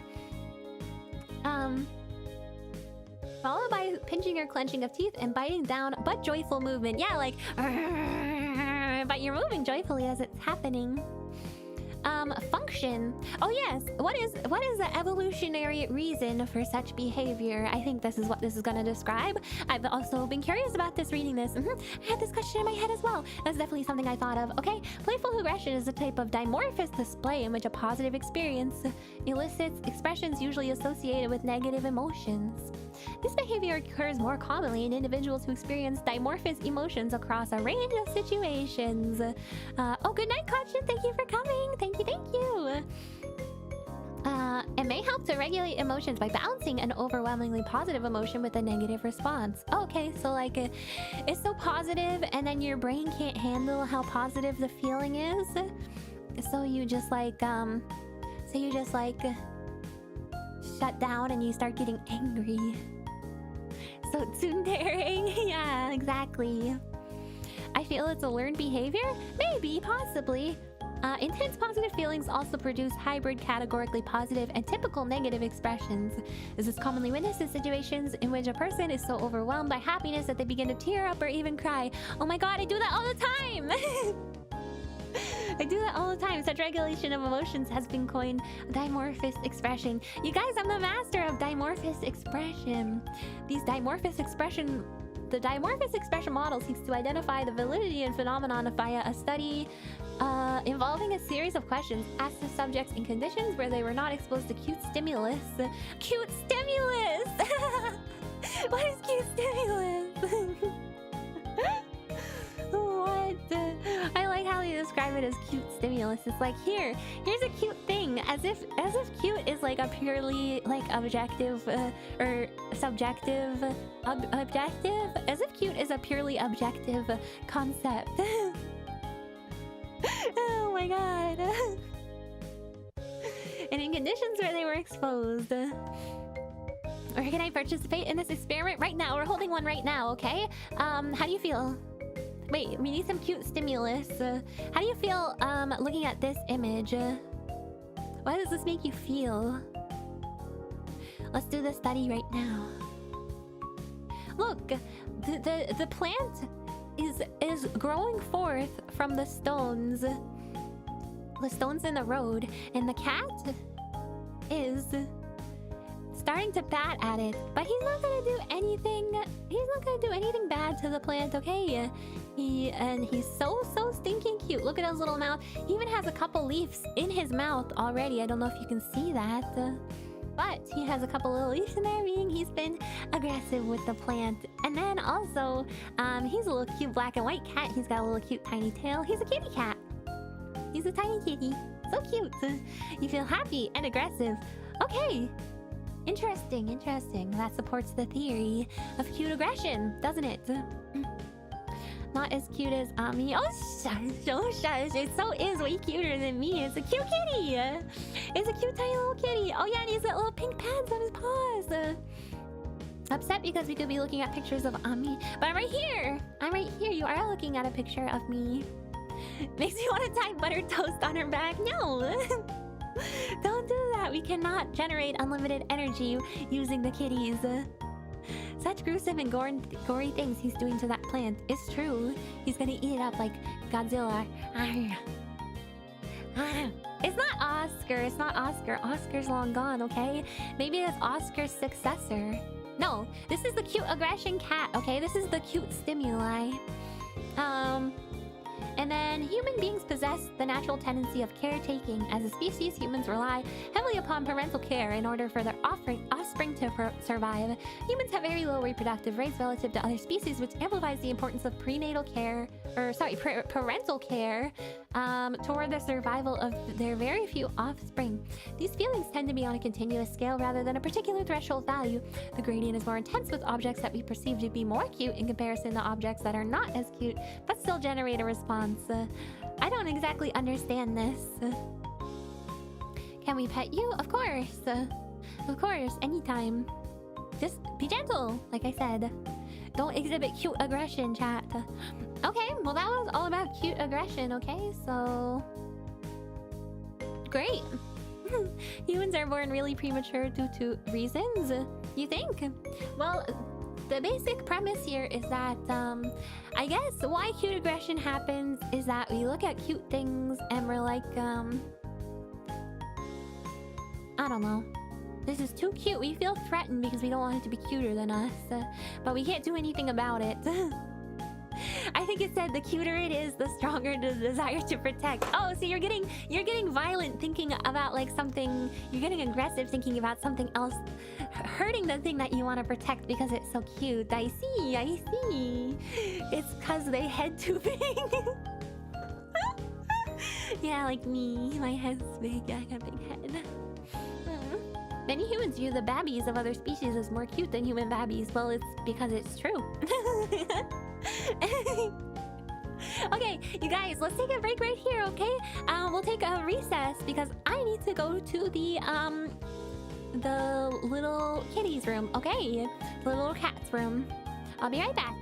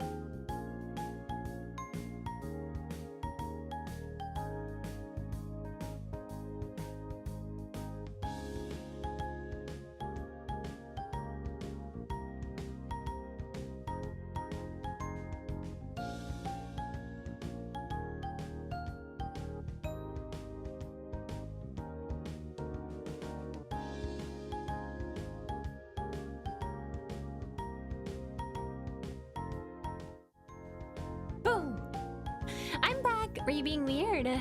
Hannibal Feather, thank you for the bathroom super chat. And Gudade, thanks for the bathroom super chat. Litter is not it's not a litter box. I go to the toilet just like a regular person. Did you wash your hands? Of course, of course. Okay, I mean, tadaima. Tadaima, tadaima. I am tadaima. And now to rehydrate. Did you wash the litter? Hey, oh, stop it! I did not use a litter box. I used my toilet. Okay, let's check out the next article. Okay. Of course we weren't Miss Ami. We definitely didn't put glue on your chair so that when you sit back down, you wouldn't be able to leave and have to stay with us for longer. There is no glue that strong. Silly must though. You silly goose. You cannot possibly have a glue that's that strong to keep me here forever, okay? So, you're gonna have to figure out another way. Alright. Let's see, what else do we got? I have so many cat things, okay? See, this is my problem. I look at a list of Wikipedia articles, and I'm gravitated towards all the cat ones. Let's see here.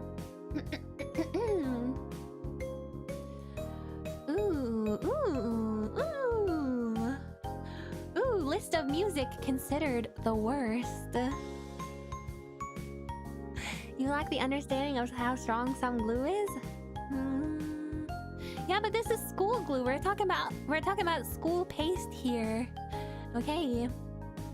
Don't cats have that virus that makes humans like cats more? Yes, they do. And I also have that virus. I'm certain of it. I'm certain of it. You clearly haven't seen Gorilla Glue. Actually, I have seen Gorilla Glue, and I've used Gorilla Glue.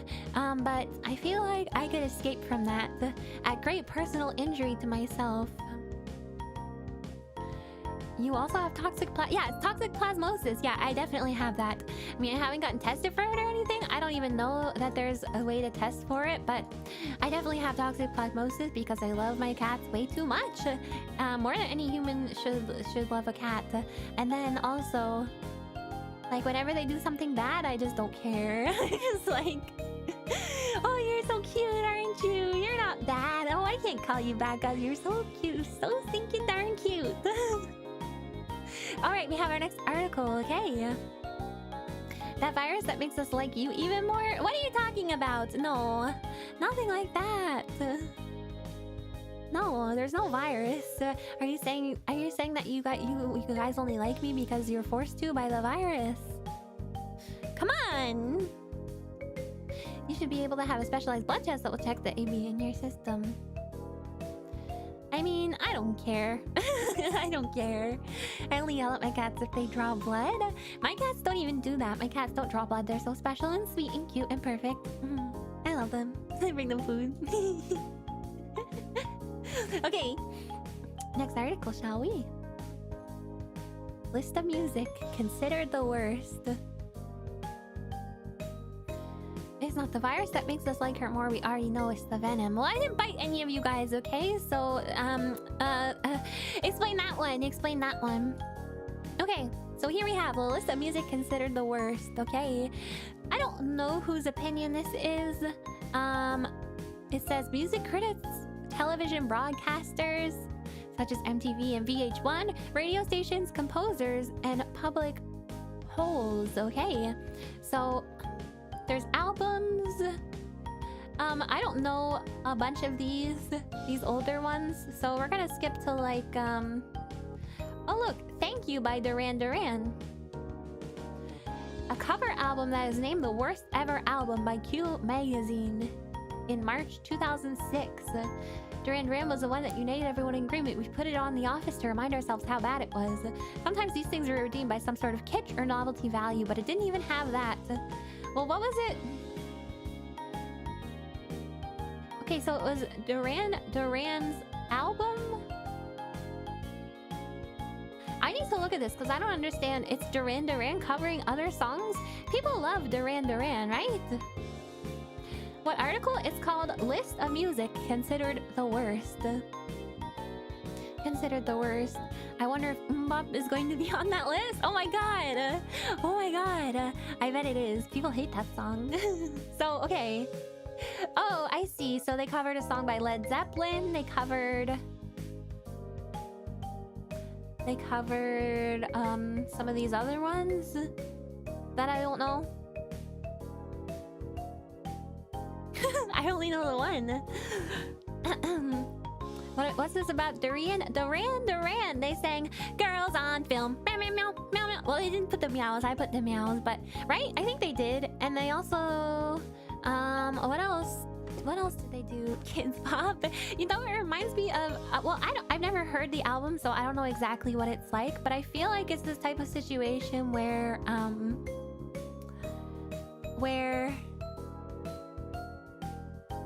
like, if you're listening to a cover album, you want the album to be, you want the songs to be like a different or new take on the songs, but sometimes artists will just cover them and make them sound exactly the same, and there's like nothing new or interesting about it.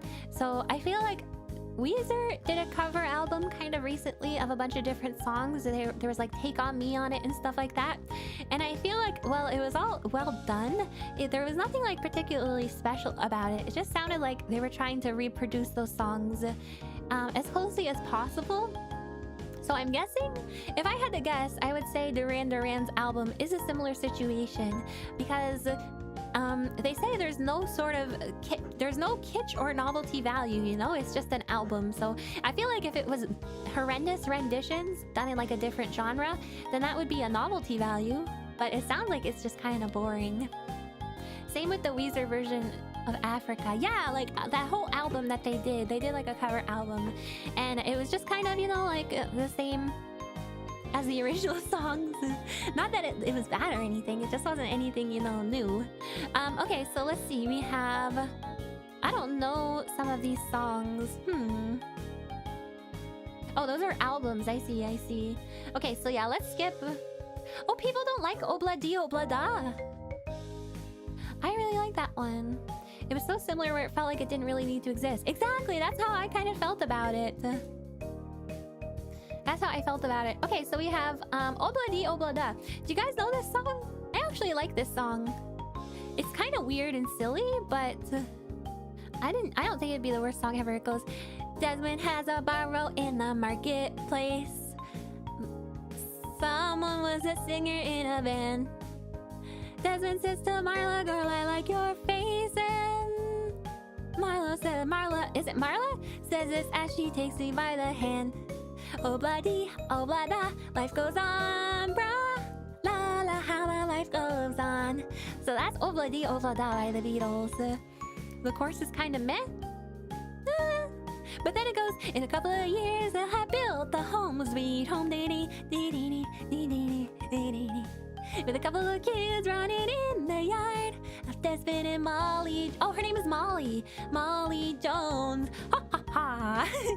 It's a cute little song.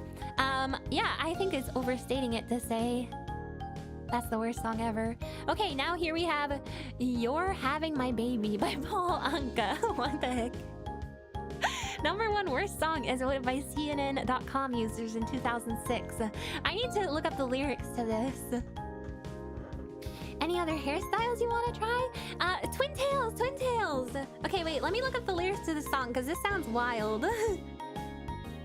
I like how the "your" is in quotation marks, or is in parentheses. Yeah, you're having my baby. You're having my baby.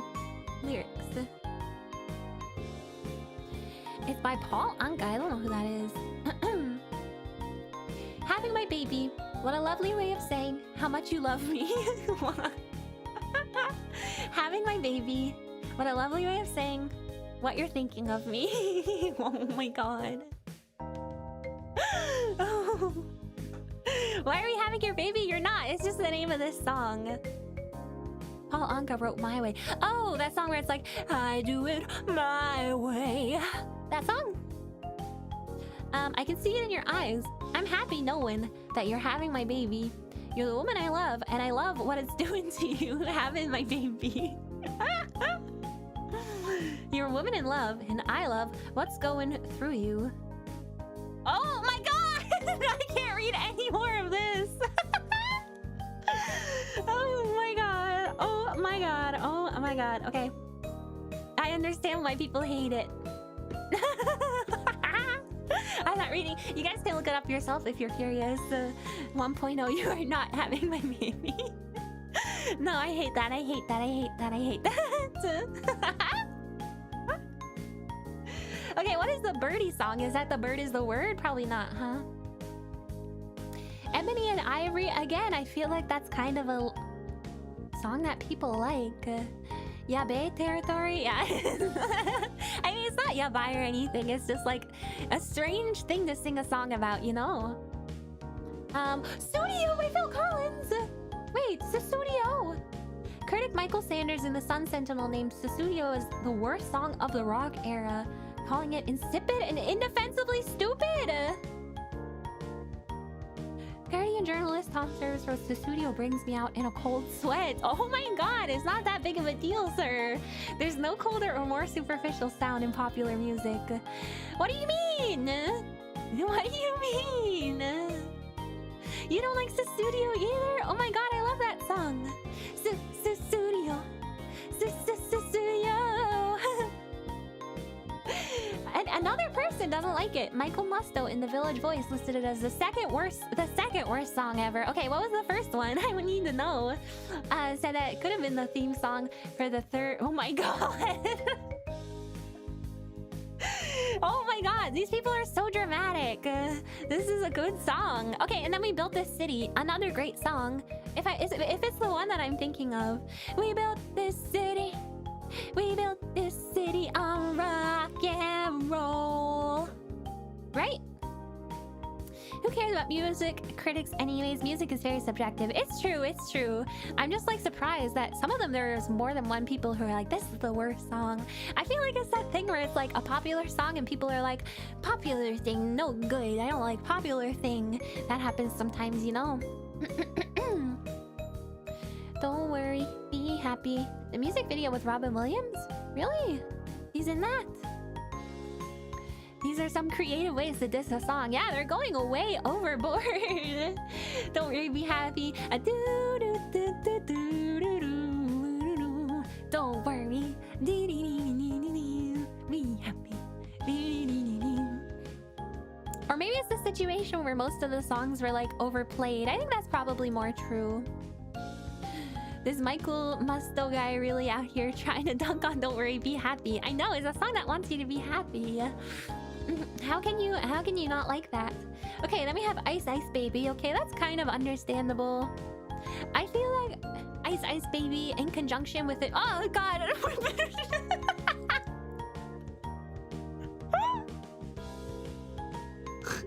Billy Ray Cyrus' face just suddenly popping up, just like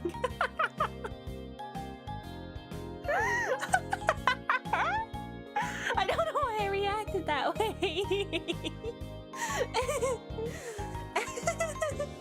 I didn't like his heart just popping up. His face, I mean.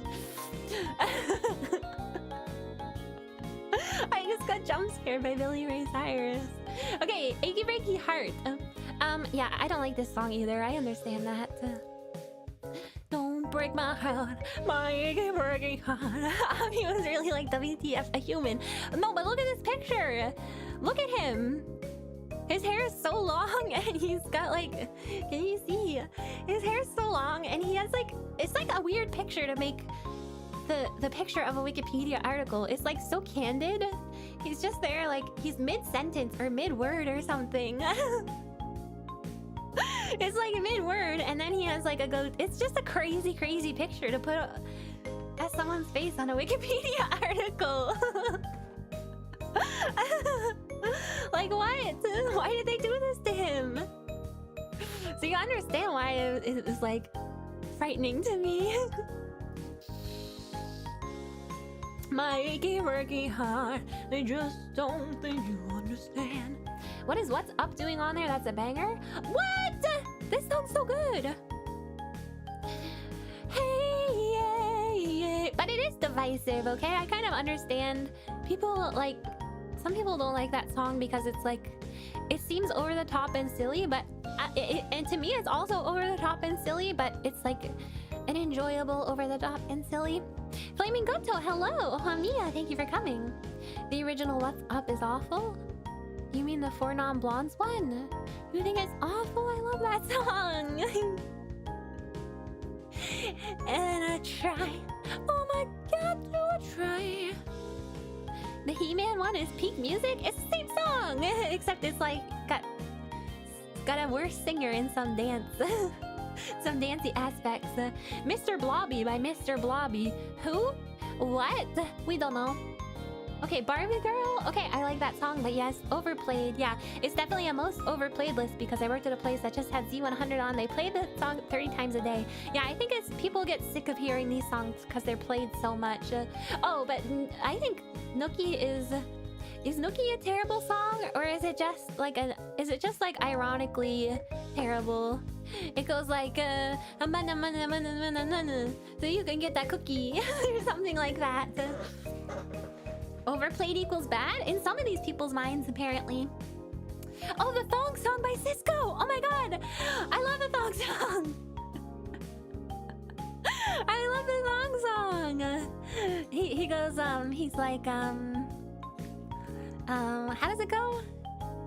She got dumped like a truck. That's like, what? Baby, wait, what does he say? Baby, move your butt. I think I'll see it again. She got dumps like a truck. I was like, what? Something. Let me see that thong. I love it when your booty goes but Oh my goodness. Okay, and then Cisco had the iconic, oh, that's OBS. He had the iconic silver, yeah, he had silver hair. Pretty cool. Christmas shoes make me dread the radio around the holidays. What the heck is Christmas shoes? The worst Christmas song ever. That's quite the title. There are a lot of terrible Christmas songs. I never heard of it either. I'm offended that thong song is on the list. That's my jam. It's a good song. I also like that song. Who let the dogs out? Okay, but oh, one time I was driving down the road, right? Driving down the road, and there was a car in front of me, and on the car, it just said, it was quotation marks, and it said who, and then after that it was let the dogs out, but there was no question mark, okay? So it was quotation who let the dogs out. So I think what they're saying is, I think this was like a very, very complex joke.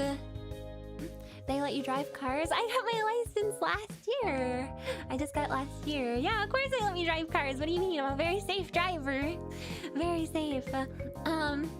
So I think they were trying to make a joke about like who, the name of the song is like who, he let the dogs out. A guy named Who let the dogs out.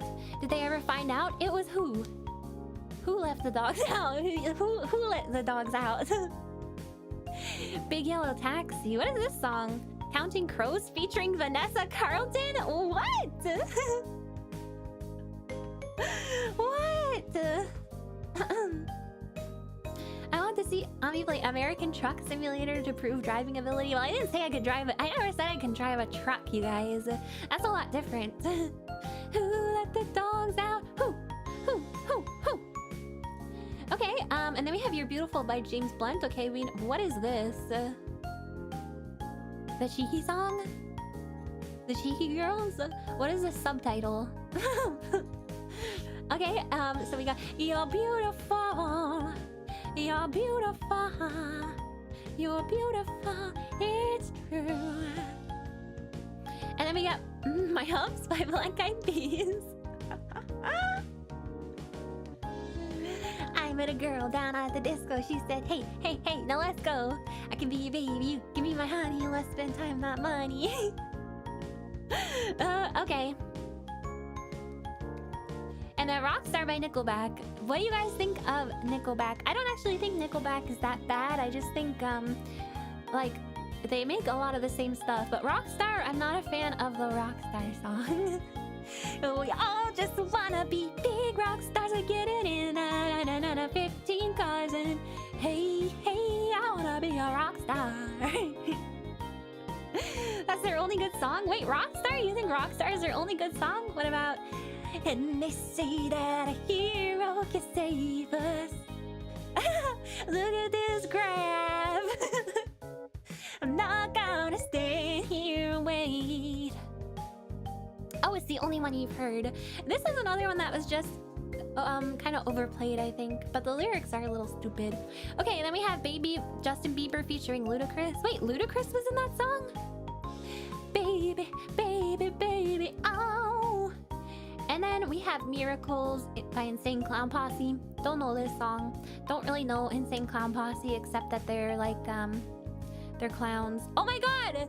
Wait, this line is from that song. Magnets, how do they work? And I don't want to talk to a scientist. Y'all mother heckers lying and getting me pissed. Oh my god.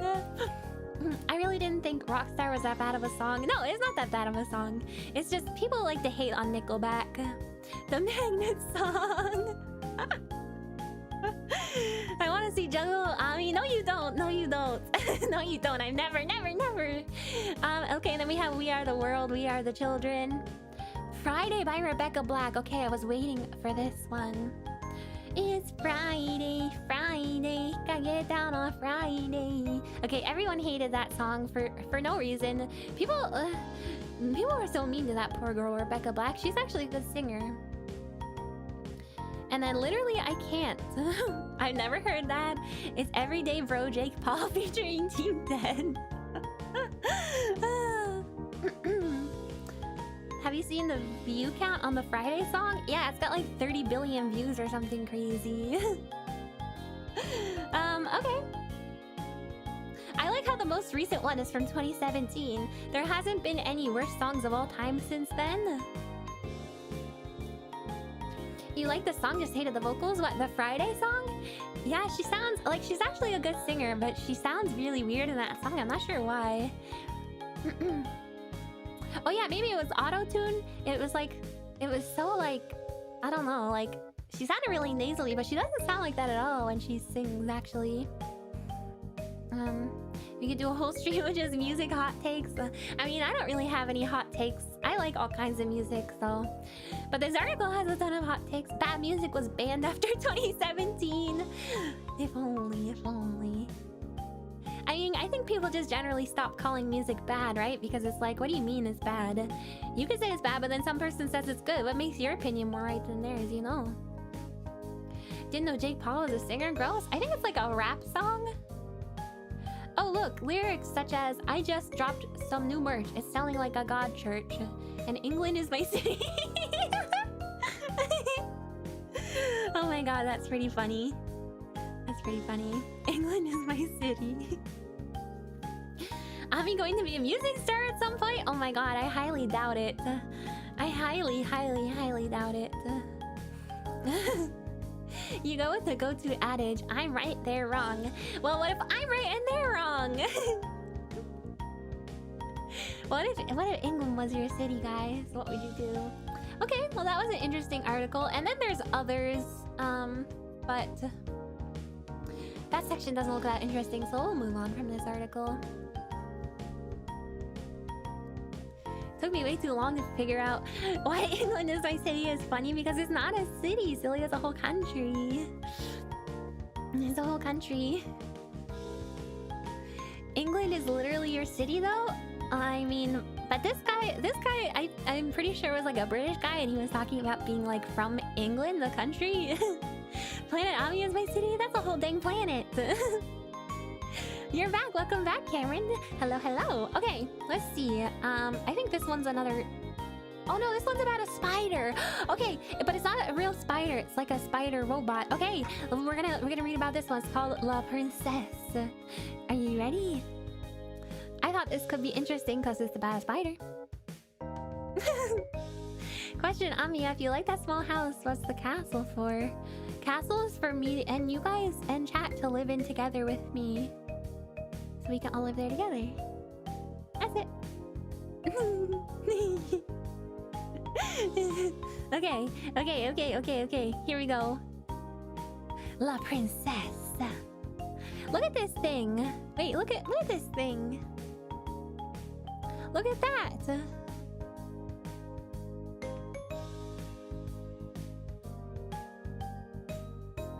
Cool, huh?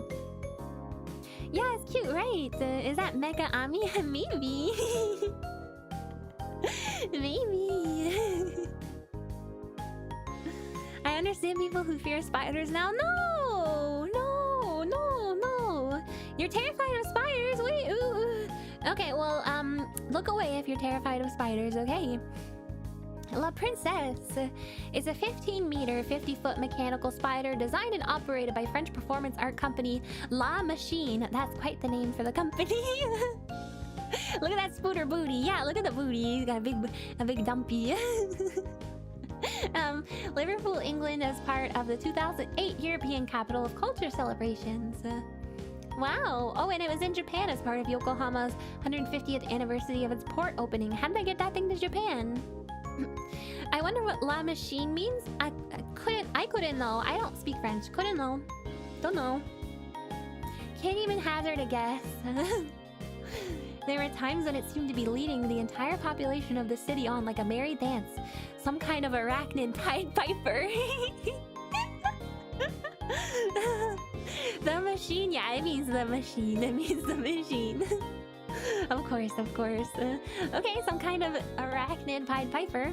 Well, fascinating. It has bones! Wait! Oh, they are bones, aren't they? Yeah, it looks like bones. Okay. There's a performer attached to the leg here for some reason. He's got like his hands tied beyond the leg. Behind the leg, so that's interesting. A non-boneless spider. You don't say non-boneless, you just say boned? Bony? Bones, yeah, just like me. That's not a performer, that's a victim. Shh, he's performing. Don't interrupt him. Shh, he's performing. Okay, it was designed by Francois de la Rosière. Okay, cool. It weighs 37 tons, has 50 axes of movement, and is operated by up to 12 people strapped to its body. Wait, I thought it was a robot! Wait, it's just controlled by people strapped to its body? That's lame. I don't like it anymore. Wait, maybe that makes it cooler. Maybe that makes it cooler. Yeah, it's huge.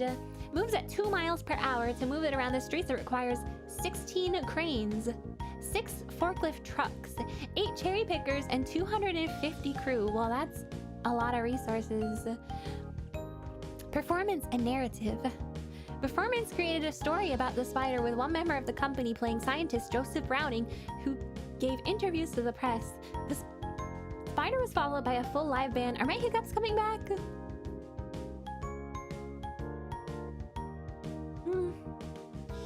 No, I'm good. I'm good. There was just a singular hiccup. Okay. It was followed by a live band housed in their own platforms on top of the forklift trucks and cherry pickers. The musicians played specially composed music by Dominique Milan, and the special effects were designed by these people. And here's stuff about its first appearances. City Center Rampage. Okay, apparently it walked through the middle of a Saturday shopping crowd up through the city center streets and right into the heart of the city shopping district. The crowd was dispersed by the moving cordon around the spider. Local media reported the scene was more representative of a victory parade of a football team, or the crowds attracted by the Beatles to a city in their heyday. I wonder how you control it? I don't know. I think the people control it somehow by being strapped to it. There's some people on top too. Hiccups triggered by seeing her own kind. No, they got away. It was just a single hiccup. It was just a single hiccup. The crab? Where do you see the crab? I see no crab. No one's talking about a crab over here. Oh, the cost! Okay, I'm very curious about this. Very curious about this. So, it was free to the public, but it cost between 1.8 and 1.9 million pounds to stage. Or euros? I'm not sure if that's euros or pounds. You just said the crab instead of the... Wait, what? No, I didn't. No, I didn't. No, I didn't. No, I didn't. No, I didn't. Run it back. Run it back. No, I didn't. There's no way. There's no way you guys are breaking my brain. You guys are putting worms in my brain. Stop it. Okay, pounds. Yeah, pounds. Cost of the project has been defended by... Oh, it was paid for by the Liverpool Culture Company, which is funded by the city. Oh my god. Oh my god, the city paid for this stupid thing. I'm gonna have a bar. Just give me a sec. Why they're funding... Talking about pounds in France? Well, it was made in England, I guess. Or for England, but the artist was French.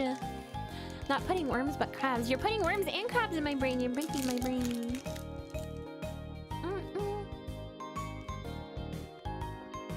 Okay, so the cost of the project has been defended by Phil Redmond, who is a television producer, so he somehow knows what's a good way to spend money or what not a good way to spend money. If that sentence made sense, I know it didn't.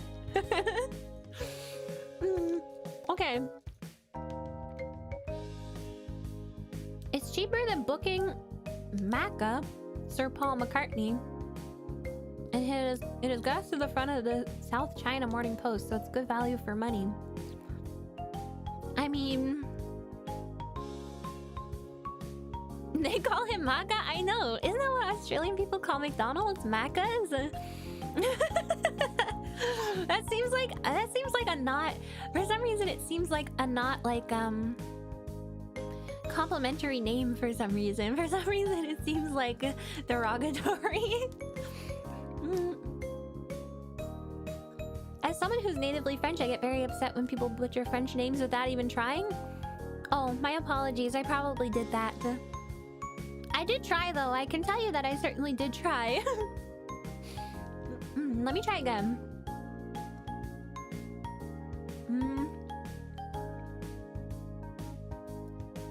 Francois de la Rosière. Francois de la Rosière. Is that right? You know what they call Burger King Hungry Jacks? Is Jack the King? Wait, what? Why? Who's hungry? Who's hungry for Burger King anyway? You didn't hear me? Oh, you mean the one before? Could Ami be a puppet? Why would I be a puppet? I only know you can deduct where someone lives in Japan by how they call McDonald's. Makudo. There, where am I from? Makudo. Makudo. Where does that mean? What does that mean? It sounds right to you? Okay. I think it's probably mostly right. Okay. Is this what vehicles look like on planet? I mean, no. We have cars. No, I'm not from Japan. That was a joke. That's what people called it when I lived there, though. Kansai region? I mean, I never heard it called anything else when I went to different places, so people always just called it Makudo or Makudonaldo. You know? Okay, this article is kind of boring. It was a little interesting at first, but the public appearances and stuff, I don't care.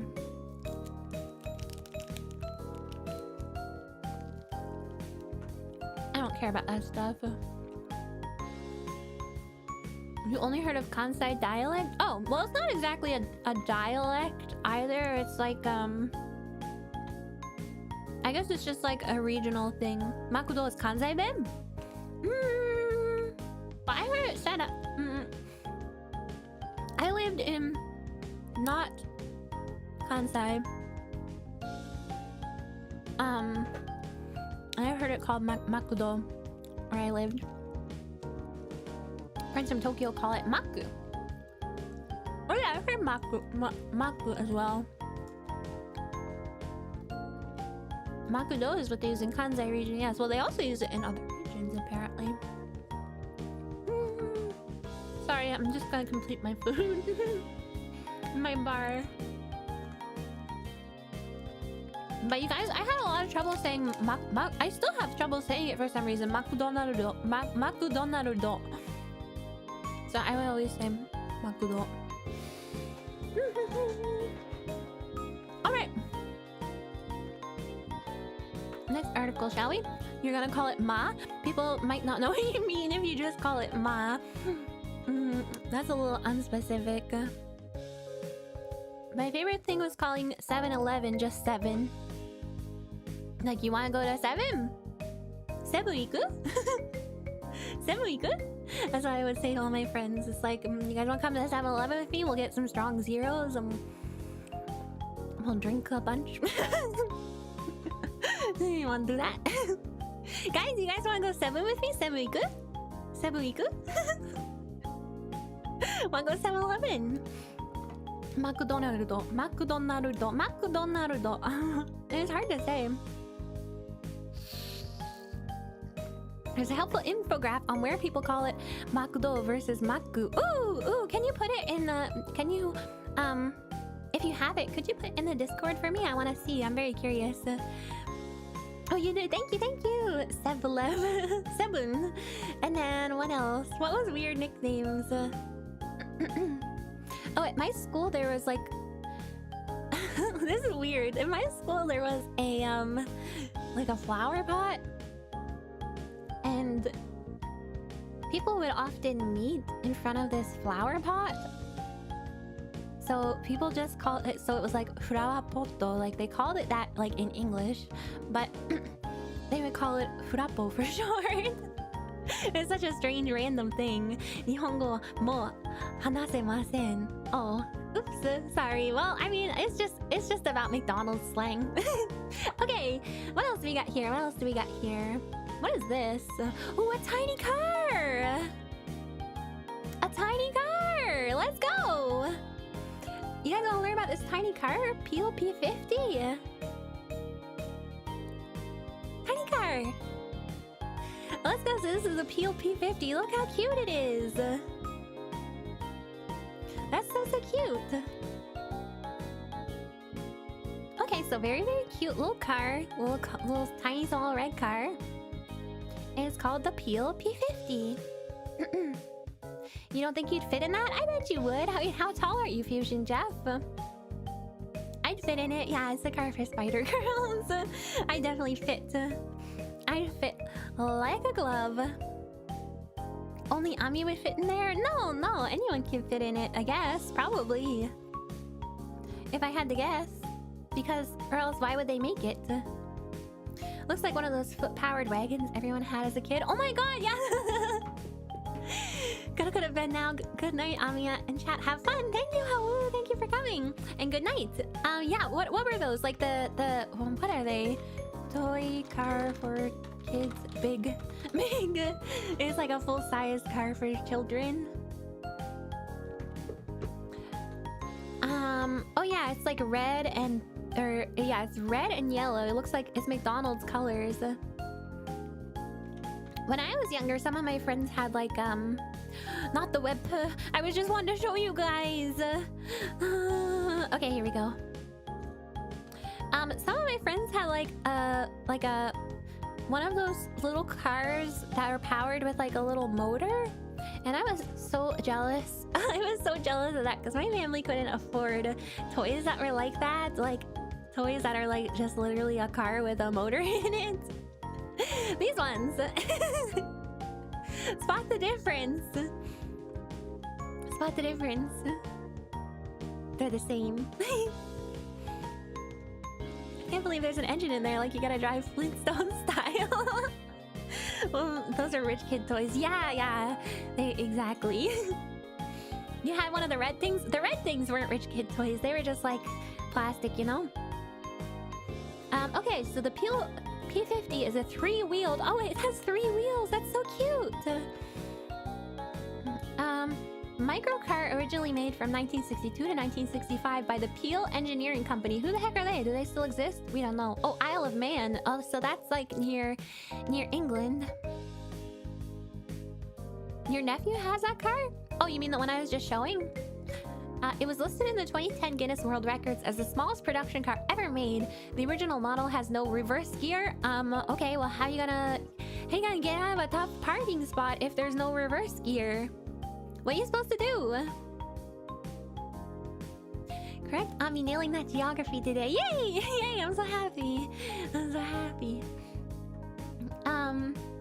Handle at the rear allows the very lightweight car to be maneuvered physically when required. Oh, so you have to get out. You have to get out. And you have to, like, grab onto the handle and you have to pull the car to reverse it. Wait, production 2010 to present? Wait. What do you mean? I want one. I want one. I want one. I want one. I want one. Oh my god, I want one so bad. Designed as a city car, it was advertised in the 1960s as capable of seating one adult and a shopping bag. The vehicle's only door was on its left side, and equipment included a single windscreen wiper and one headlight. So cute! That's so cute! Standard colors were Daytona white, dragon red, and dark blue. Okay, I like how white and red get cool names, but then blue is just dark blue. Like, call it night sky or something cool. I worry people would carjack those by just picking them up. Maybe there's something you can do about it. I don't know. We can probably ship that to you. I don't think it's that small. I'm not sure it's that POV that shows up in the PO box. No, don't send that to the PO box. Okay, PPP won't know what to do. What to do with it. Also, it's definitely like super expensive. The 1963 model was 199 pounds when new, about 6,600 pounds in 2019, or US $8,500 dollars. The company produced 50 of them, of which 27 are known to still exist. Whoa! Okay, cool. So let's see. So it is only 54 inches long and 39 inches wide, with an unladen weight of 130 pounds, 59 kilograms. As of 2021, the P50 holds the record as the smallest car ever to go into production. Do you think somebody's gonna try and beat that? Some type of like Elon Musk type of dude's gonna come along and be like, more smaller car. More smaller. We need to make the car smaller. Okay, since 2011. In 2011, businessman Gary Hillman and Faisal Khan went to Dragon's Den. They were on Dragon's Den, asking for 80,000 pounds. They got the investment and started a new company to put their revised models into production. 3 replica models were available initially: gas, eco, and fun. What does that mean, fun? They're already fun-sized. 130 pounds, you could actually pick up the whole thing. I don't think I could. Are you crazy people? You can bench press that much. You guys so strong? You guys wanna be my bodyguard? Why are you so strong? Can we get some clowns to fit in it? No, it's for me. I'm gonna fit in it and I'm gonna drive it. The fun version is just a Flintstone car. Yeah, there's no information. I really want to know what the fun one is. What the heck? The line was reduced to 2, the petrol and electric models. Okay, so they got rid of the fun. These are hand-built to order in Sutton and Ashfield by microcar specialists for the domestic and export markets. In 2018, it was reported that Peel Engineering sells around 15 P50s annually. I'd buy one. I'd buy one. You can be your bodyguard only if you can lift this car with me in it.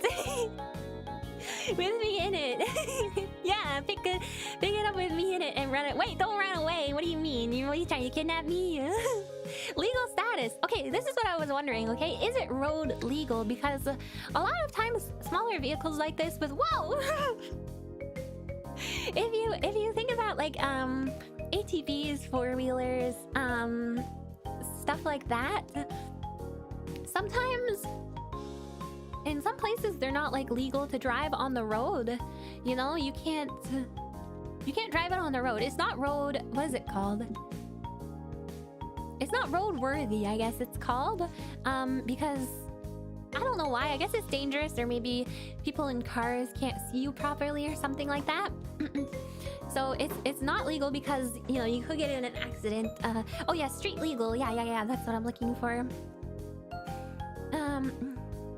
Why would you buy this when they already sell Fisher Price cars? Yeah, we were talking about that earlier. Also, hi Kinetic. I'm glad you can make it. Pretty sure some kid on a skateboard ran into your car, you'd be more damaged than he would. Me? I don't think so. Let's crowdfund the Amiya Itasha P50. Wait, for who? I can't drive an Itasha with my own face on it.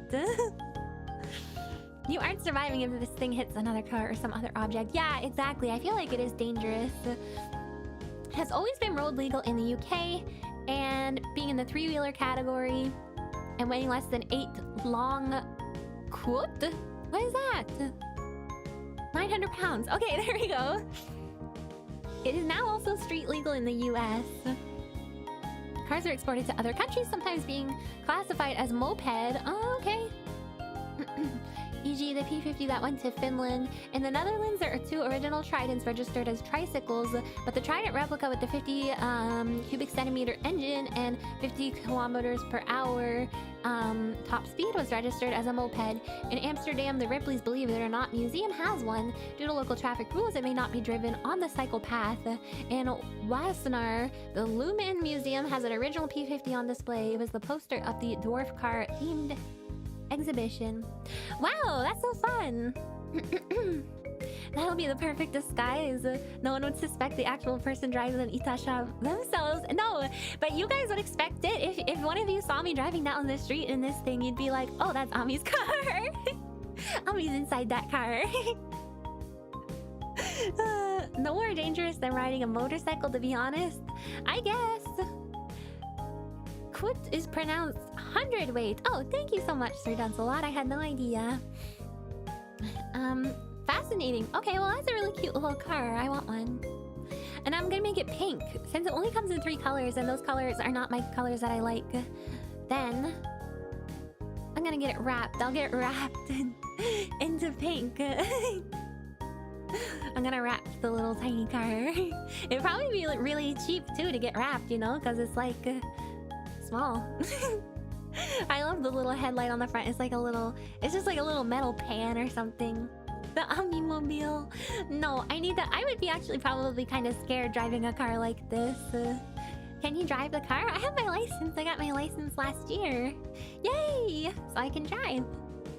But I've never driven like a truck before or anything other than, you know, just a regular sedan, you know? So, anyway. Next article, shall we? Okay, what else do we got here? List of inventors killed by their own inventions. You guys want to hear about that, or is it too depressing? Trucks aren't hard, just gotta be mindful around corners. But I'm just scared of trying new things. You can just buy one of those little sheets of princess stickers. It should be enough to fully wrap it. No, I can't have princess stickers all over my car. It used to be just solid pink. Can't be any worse than existential dread. That's true, that's true. That's true. Okay, we'll look at this one. All right. You're a billion years old and only got your license last year. Yeah, I took too long to get my license because I have like I have really bad anxiety about certain things. So it was just a situation where I was psyching myself out of it a lot because I was anxious about driving. You know, I was worried about like getting hurt or hurting other people. You know, stuff like that. So I put it off, but I got it eventually, that's all that matters. So now I am in independence, I have a freedom. Okay, let's take a look. List of inventors killed by their own inventions. You got your license last year too? Congratulations! Congrats! She had a hard time figuring out which of her 6 legs she should use for the pedals. Yeah, it took me a while to figure that out, so... Driving is kind of spooky. It is, especially if you've ever been in an accident before.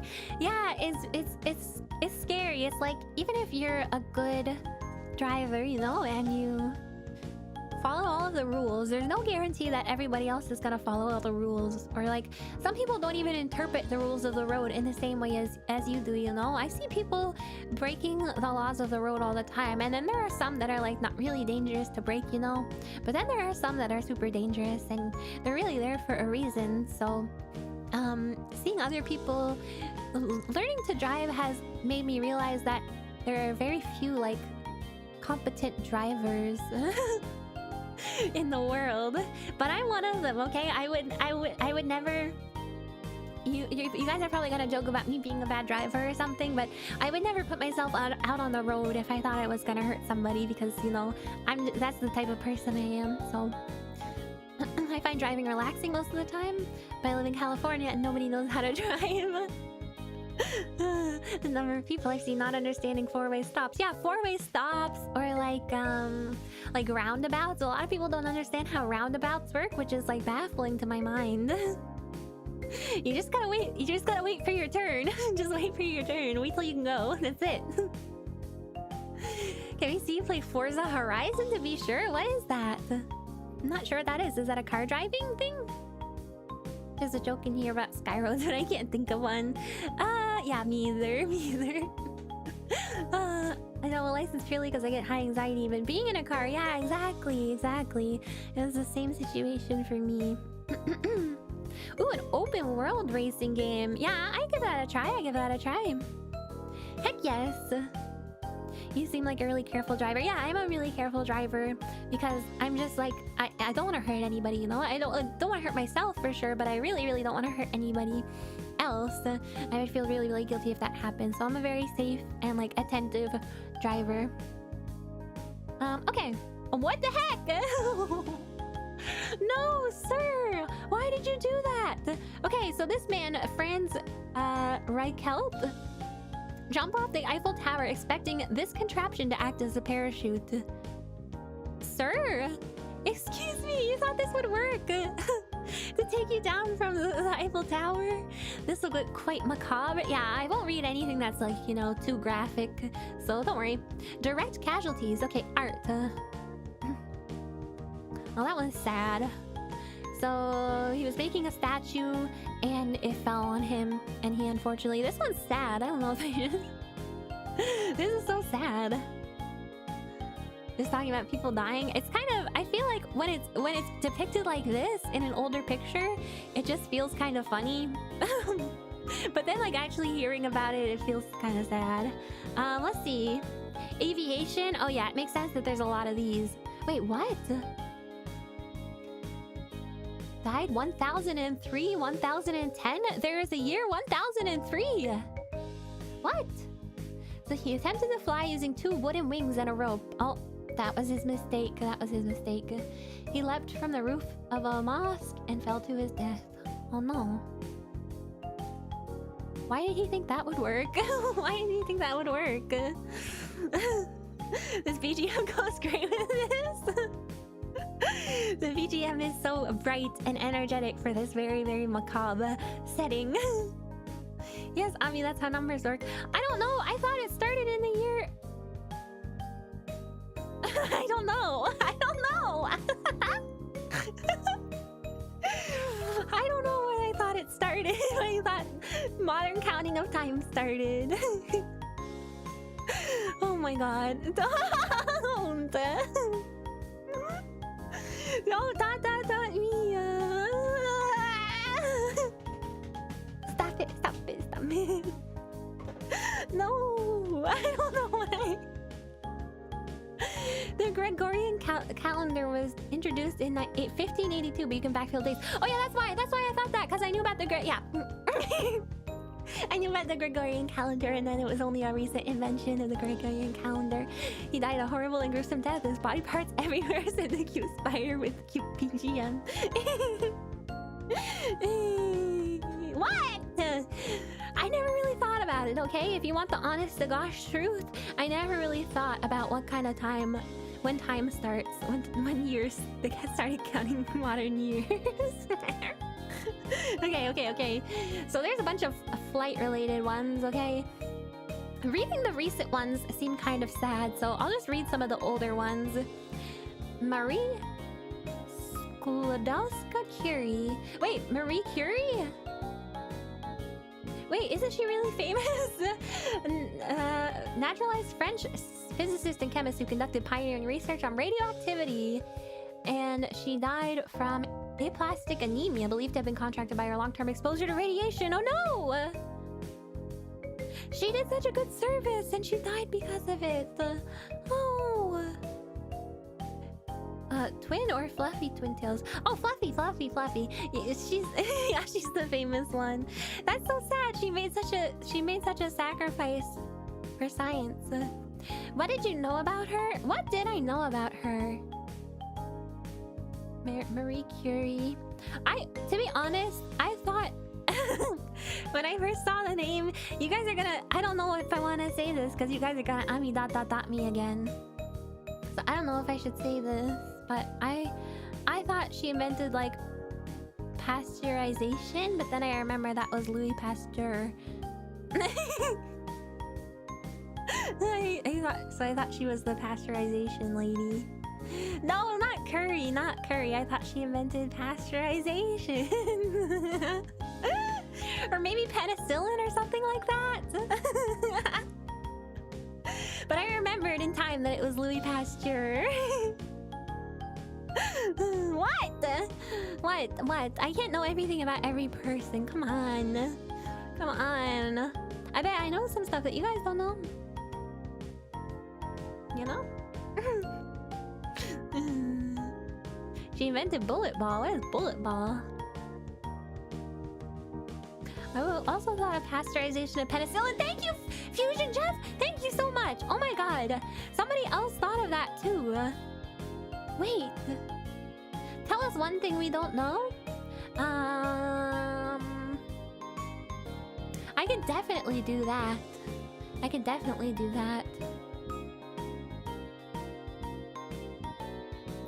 Ruru Honda was one of the founding members of Hello Project group Tayo and Siskamoon, and she was actually originally from China, so she was the first Chinese woman in Hello Project. But you guys didn't know that. One. You thought she was a penicillin at first too, Jason. Okay. But it can't be obscure knowledge? Okay, let me think. That isn't about Hello Project. Well, you guys just gotta change the rules now. You're just gonna change the rules on me? Okay, let me think really hard, okay?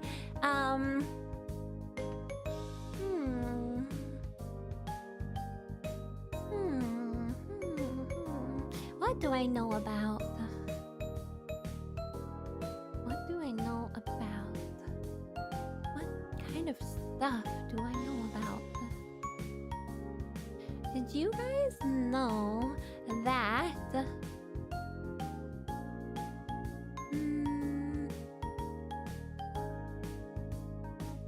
the human body can consume up to 80,000 gallons of water a day?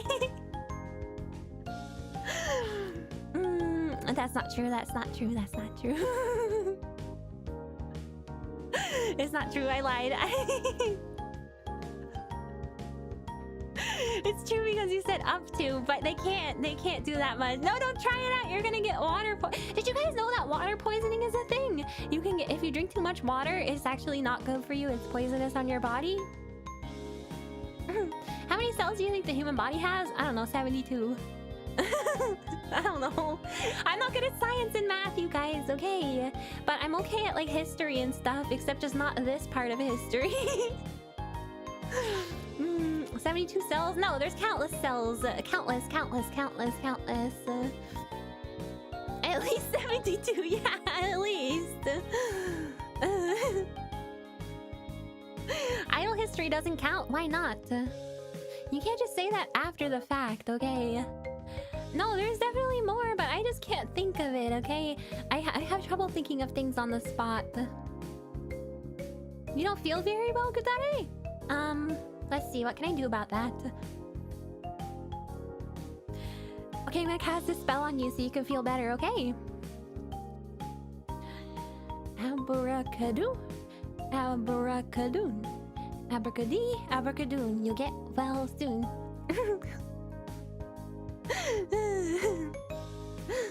Tell us about a vitamin we haven't heard of in a while. Oh, do you guys know about vitamin B12?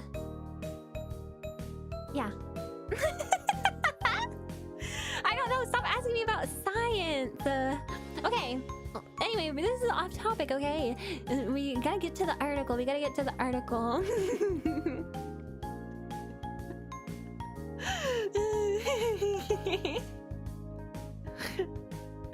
No, article. Industrial, okay? The man who invented the web rotary printing press. Web. That's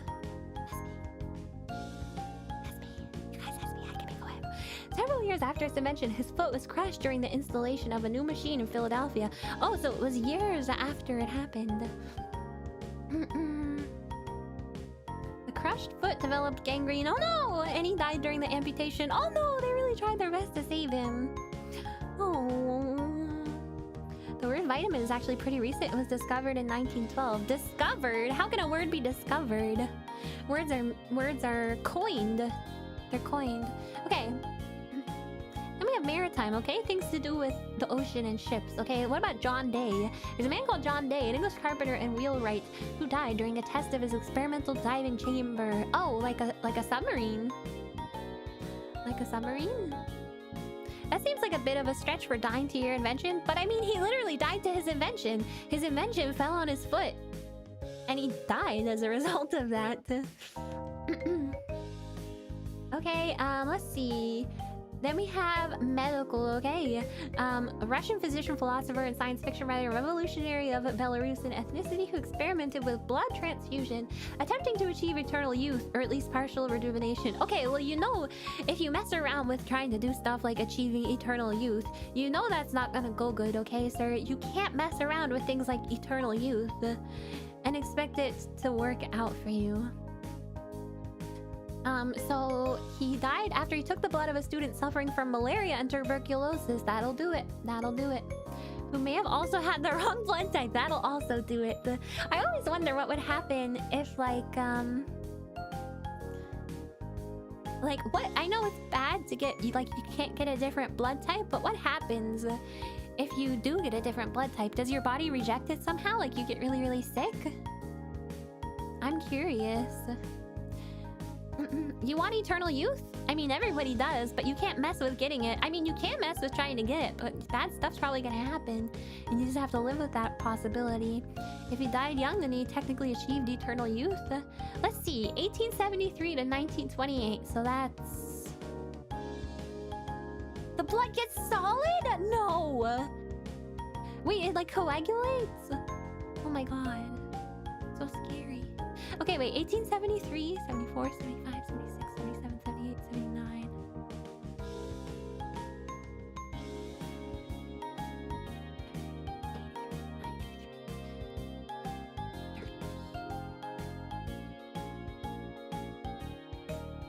Wait, 73, 83, 93, 13, 23. So 50? He was 55! 55! You guys, I did the mental math. Right? He was 55. He was 55, right? 55, 55, 55? Can somebody confirm or deny? Do the math for me. Do the math for me. This is turning into the Ami is a big dummy stream. This is all this is turning into. Yeah, 55! Woohoo! Woohoo! Depending on months. Okay, well, give or take, you know. Publicity and entertainment. Oh, you would think there'd be a lot more stuntmen who died. A Czech professional stuntman living in Canada who developed a shock-absorbent barrel. He died following a demonstration involving the barrel being dropped from the roof of the Houston Astrodome. He was fatally injured when his barrel hit the rim of the water tank, meant to cushion his fall. That's sad. Ooh, here's some popular legends, okay? This will be less sad because we don't know if they're true or not. Let's see here. Oh, there's not that many. Perilos of Athens, according to legend, was the first to be roasted in the brazen bull he made for Phalaris of Sicily for executing criminals. Uh-oh. I bet he regretted that one. Oh my god. Oh right, it's an article about death people from their own invention. You're right, people die from their own invention, so I guess I don't remember what I don't know what I thought this article was. I like totally forgot the name of it. Also Darwin Awards. Okay, well that article was kind of a bust. That one wasn't very entertaining. Some people definitely die from their own stunts, but stunt inventors are a much narrower category. I forgot it was invention specifically. Okay. Let's get rid of that. When you make a torture technique so vile that the king outright denies it and decides to use you to test it. Wait, is that what happened? The king was like, this is bad, and your punishment is to be done in by this. Alright, let's see here. What else we got here? Do a couple more articles. A couple more. What is this one? Oh my god! This is crazy. Okay, let's look at this for a little bit. It's called Cotard Illusion. Or Delusion, sorry. Is dying from something you think makes you eternally young the prime example of irony? Prime? Example? Irony? I mean, it's definitely a good example of irony. It's the opposite of what you would expect to happen. So yeah, this one's a little bit creepy. So it's called... Is it French? Cotard Delusion? Walking corpse syndrome, or Cotard syndrome, is a very rare mental disorder in which the affected person holds the delusional belief that they are dead, do not exist, are putrefying, or have lost their blood or internal organs. Oh my god, it's all of you guys. You think you've lost your internal organs, but I haven't taken them.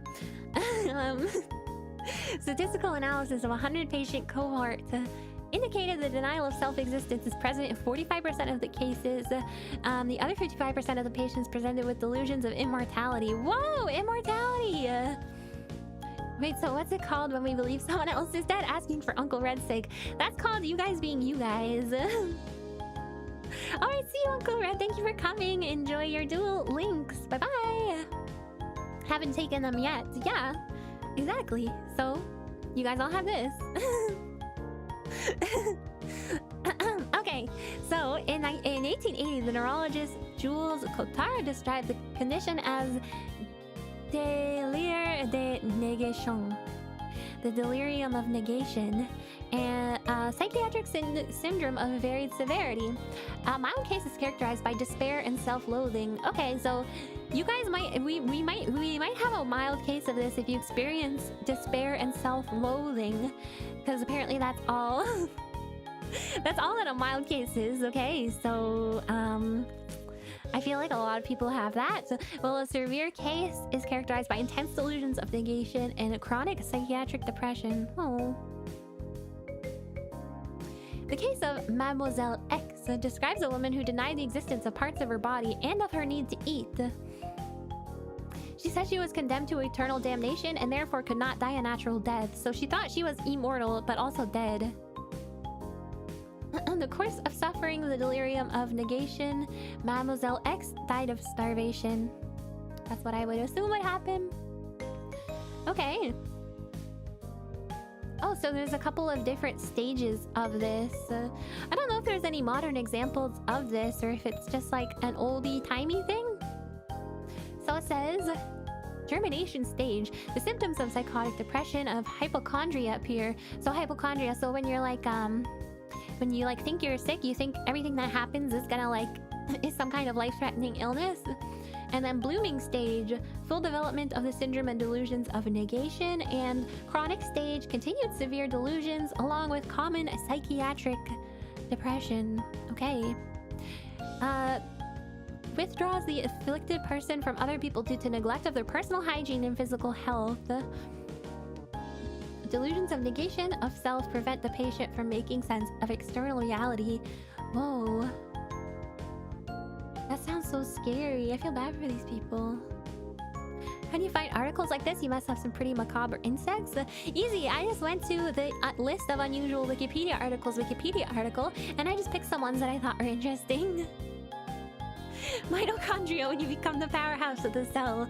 Why is that the thing that everybody remembers about cells? The only thing that anyone remembers about cells ever is that there's hypochondria in them. They're the powerhouse of the cell. What does it mean that they're the powerhouse of the cell? Like, what is being the powerhouse of the cell? Nobody really knows.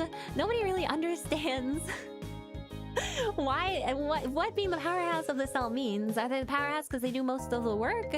Do they like provide the power to the cell? Like, what's going on? I don't understand. Hypochondria. No, I know, but somebody said mitochondria as a joke, and so I just went off on a tangent. No, I know it said hypochondria. It provides energy to the cell for it to function. Oh. And there's other stuff like the cell wall and the nucleus. Okay, I remember that stuff about the cell. Okay. So let's read this article, an excerpt from this article about case studies of the Cotard delusion. Oh, published in 1996. Fascinating. The patient's symptoms occurred in the context of more general feelings of unreality and of being dead. In 1990, after his discharge from a hospital in Edinburgh, his mother took him to South Africa. He was convinced that he had been taken to hell. Oh my god. That he had died of sepsis, or perhaps from AIDS, or from an overdose of a yellow fever injection. He thought he borrowed his mother's spirit to show him around hell. Oh my god. And that she was asleep in Scotland. Very recent. It helps fuel the midichlorians inside Jedi cells. No, we don't talk about midichlorians. Oh, wow. Okay, and then there was a 14-year-old epileptic boy who experienced the syndrome after seizures. His mental health history showed themes of death, chronic sadness. Oh, that's so sad. Okay, let's read about this, because this is kind of interesting. What is going on? What exactly is going on in the brain? Berg is pronounced as bra in the UK. Oh, Edinburgh. I actually knew that. I didn't know why I said that. Edinburgh. Okay. So the pathophysiology, the underlying neurophysiology. Okay, neuro means nervous system, you know, like your brain. And psychopathology of Cotard syndrome might be related to the problems of delusional misidentification. Neurologically, Cotard's delusion is thought to be related to Capgras delusion. People replaced by imposters. Whoa! Just like that one movie. Each type of delusion is thought to result from neural misfiring in the fusiform face area of the brain, which recognizes faces, and the amygdalae, which associate emotions to a recognized face. Okay, so that's this yellow part right here.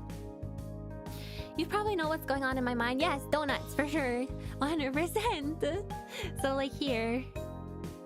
No, stop! Not Among Us. That's not what I was talking about. I was talking about the movie. What is it? They Live or something? It's like a really old movie, and then this guy gets in. So he has these like special glasses that let him see like aliens or something, and then he gets into this really dramatic fight with somebody else in the movie. What is that called? What is that called? Can somebody tell me? The Bubblegum movie? No. Oh, They Live. Yeah. The Bubblegum movie. What the heck? Yeah, it's They Live. Okay, that's a cool movie. I like that movie. But the long dramatic fight was very silly. Very, very silly. I didn't much enjoy that scene. The neural disconnection creates in the patient a sense that the face they are observing is not the face of a person to whom it belongs. Therefore, the face lacks familiarity normally associated with it. This results in derealization or disconnection from the environment. If the observed face is that of a person known to the patient, they experience that face as the face of an imposter. If the patient sees their own face, they might perceive no association between the face and their own sense of self, which results in the patient believing that they do not exist. Okay, so these two, this delusion and this syndrome are supposedly interconnected, I guess? Oh, and it might be because of organic lesions in the parietal lobe, which is right here.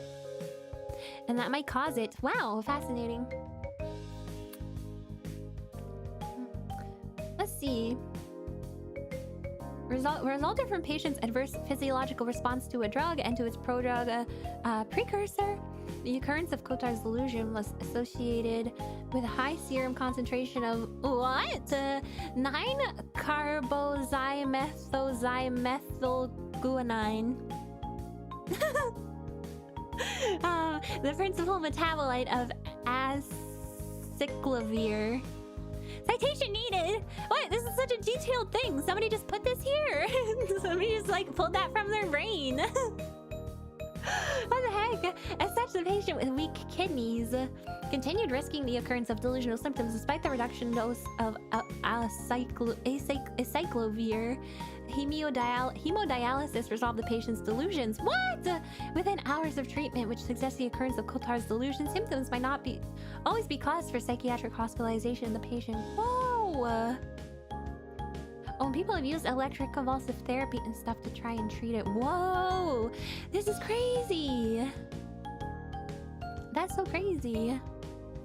9 carbonara pastas is pretty high wait, what? This? You thought this said carbonara pasta? I love carbonara pasta. It's really easy to make, you guys. You should try and make it yourself. Oh, and then there's case studies. Oh wait, 2016 it happened to somebody. He got it after a serious motorbike accident. He was like, there's no way I survived that. That was crazy. There's absolutely no way I'm still alive. No way, no how. I don't care what you tell me. Oh, Icebox, see you later. Thank you for coming. Otsumiya and Ria as well. Thank you, thank you. Bye-bye. So this guy was like, yeah, there's no way that I survived that bike accident. I refuse to believe it. I refuse to believe it.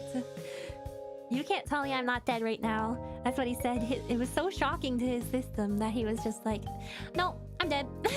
I don't care what you tell me. Oh, that sucks. But at least he didn't die, I guess. Oh, and it was in movies too. Okay, so protagonist of Charlie Kaufman's movie Synecdoche, New York is named Caden Cotard. Throughout the film, Cotard thinks he is dying, and we see other examples of Cotard delusion with scenes such as when his daughter Olive begins to scream about having blood in her body. And as the film goes on, Cotard disappears from the plays, writing about his own life, and is portrayed by other actors as he takes on the role of a cleaning lady. Okay. Okay. It's a fascinating movie, I guess. Synecdoche. See you, Cameron. Thank you so much for coming. Okay, and then we have Her Dead Olin, lead vocalist for black metal bands Mayhem and Morbid, suffered from Cotard delusion. Oh, because of a bullying incident. That's so sad. He said, I belong in the woods and... Oh, I'm not gonna read that. That's sad. That's sad. Okay, well. So that's Cotard's delusion. Fascinating, fascinating. I had no idea something like this existed. That is indeed unusual. Unusual indeed. What is it? Synacity? I don't know how to say that. What an insane movie. Koshi, did you see it? Did you see it? I'm super curious. Was it a good movie or... And it came out when, did it say? 2006? 2008. Synecdoche. Just Google it. Google what? The pronunciation? Or the movie? I mean, I could Google it, but... I'm on my Wikipedia. It's pronounced Cynic Dockers. No way do I believe that. Even for a second, especially coming from you, Kinetic. Mr. Pro Scooter. It's incredibly strange, but completely fascinating. Interesting. Oh yeah, does it take place in the city that is named after? Synecdoche. I don't know. It doesn't matter. Okay, what else do we got here? Oh, alien hand syndrome. Okay, this one is interesting. This will probably be the last one I look at. Maybe? But this is interesting because I have a story not about this, but it's like tangentially related, kind of. Okay, so alien hand syndrome is a category of conditions in which a person experiences their limbs acting seemingly on their own without conscious control over their actions. There are a variety of clinical conditions that fall under this category, most commonly affecting the left hand. There are many similar terms for the various forms of the condition, but they are often used inappropriately. A person may sometimes reach for objects and manipulate them without wanting to do so, even to the point of having to use their controller hand to restrain the alien hand. So interesting. Okay, so here's my story about this, but it's not exactly 100% related, but it reminded me of like, what is it called? Like phantom limb syndrome? For people, like, you know, they have a limb that's gone, but they feel like it's still there. And you guys, I have a story about this.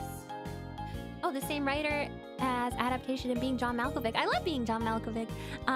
So on my foot, you know, the inside of your foot, you must have lost a limb to have a phantom limb. Yeah, I know, but I'm just about to describe something that's like, it feels similar. So the inside of your foot, like where your big toe is, on the inside, sometimes I feel like I should have like a longer toe there, you know? Like sometimes I feel like there's a muscle for an additional toe that like comes off of the side of my foot. So that made me wonder if there's like some kind of evolution some kind of evolutionary sensation, like evolutionary thing. I know.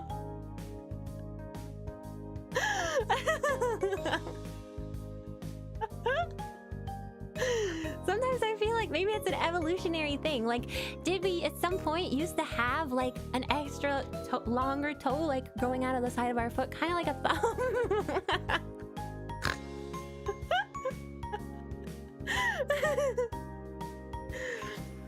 Like some people are born with extra digits, so maybe you just got some of the extra nerves. Maybe I'm saying I feel like there should be an extra like thing, something there, like a sixth toe. That's your augmentation set. No, it probably is real. It feels like, no, it's like a real, I think it probably has to do with the nerves, like someone was saying, but I feel like I could almost, you know, grab things.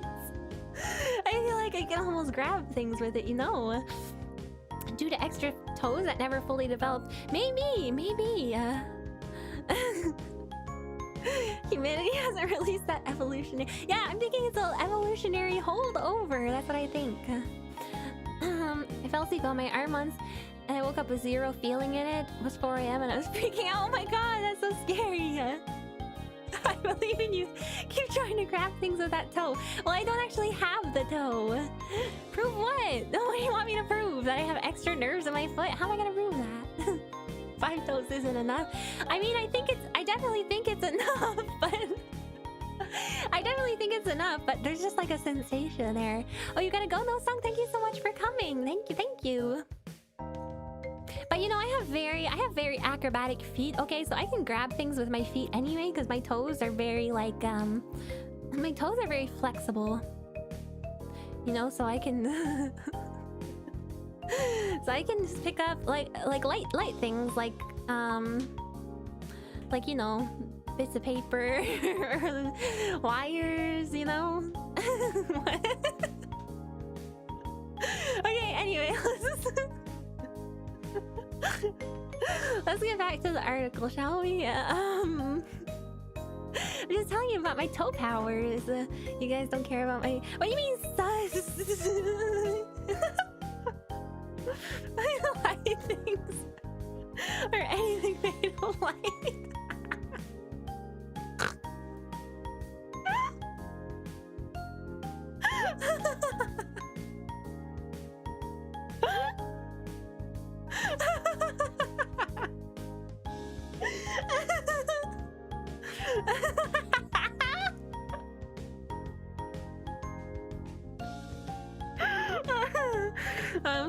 I'm sorry.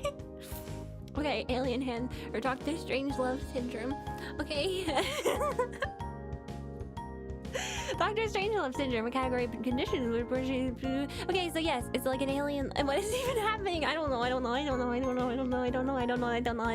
I'm your teacher. Shut up. Everybody, children.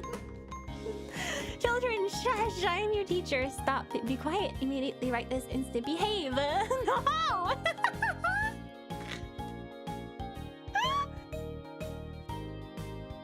You guys are putting me into a fit of laughter with your aliens and your hands and your...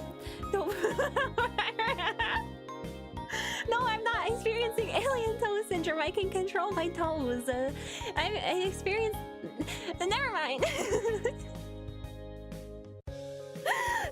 Never mind. I'm crying.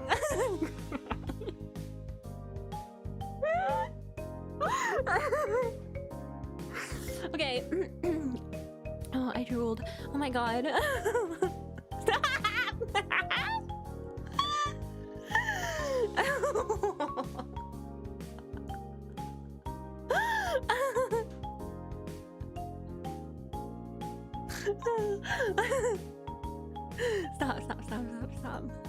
Would you like to experience an alien? I mean, sure, I'd like to meet an alien, but you know the strange thing about aliens is you don't know what their culture is like, right? So you don't know what they're going to maybe perceive as like aggression. So you could just walk up to them and just be like, hey aliens, hey dudes, and then they're gonna be like, this is an act of violence, and then they vaporize you. What a great tangent. Really? Are we sure that it was a great tangent and not a really stupid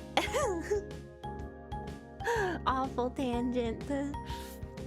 They might even perceive cuteness as aggression. Exactly. So then they might go zip and zap you, you know? Because they're like, this person's threatening me. I forgot about the dolls.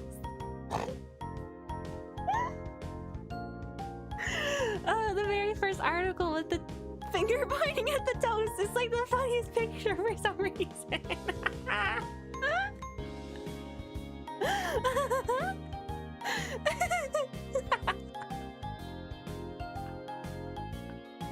Okay, I have to calm down. Not everything's funny, Ami. Not everything's funny. Kinetic, thank you so much for the donation. For the shoe. For the shoe alteration to accommodate your sixth toe. I don't actually have a sixth toe.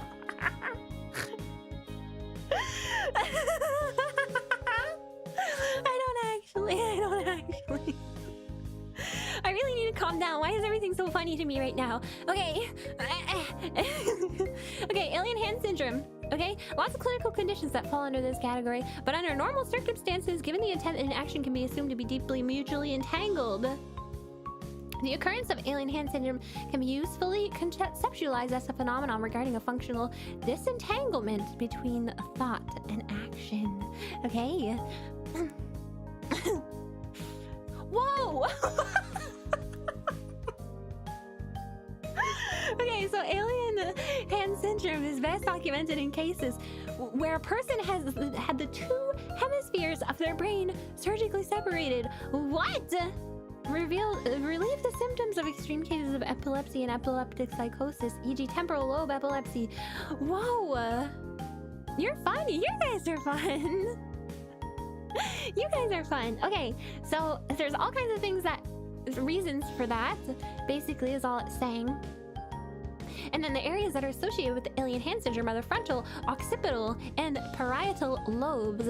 Okay, I said everything correctly, by the way, just so you know.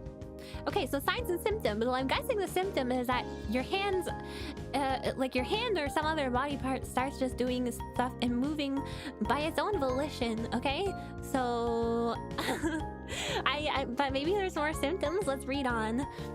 Let's read on. Alien behavior can be distinguished from reflexive behavior in that the former is flexibly purposive while the latter is obligatory. Somebody really was flexing their vocabulary skills when writing this article. Sometimes the sufferer will not be aware of what the alien hand is doing until it is brought to his or her attention, or until the hand does something that draws their attention to its behavior. Okay, so you're sitting here and you're like, doop-a-doop-a-doo, minding your own business. Okay, and then here, let me demonstrate. You're going doop-a-doop-a-doo, just minding your own business, and then all of a sudden, your leg starts to stimpy stamp. And somebody's like, why is your leg keep going stimpy stamp? And you're like, what do you mean my leg keeps going stimpy stamp? And then you look down at your leg and it's going stimpy stamp. Wow! Wow!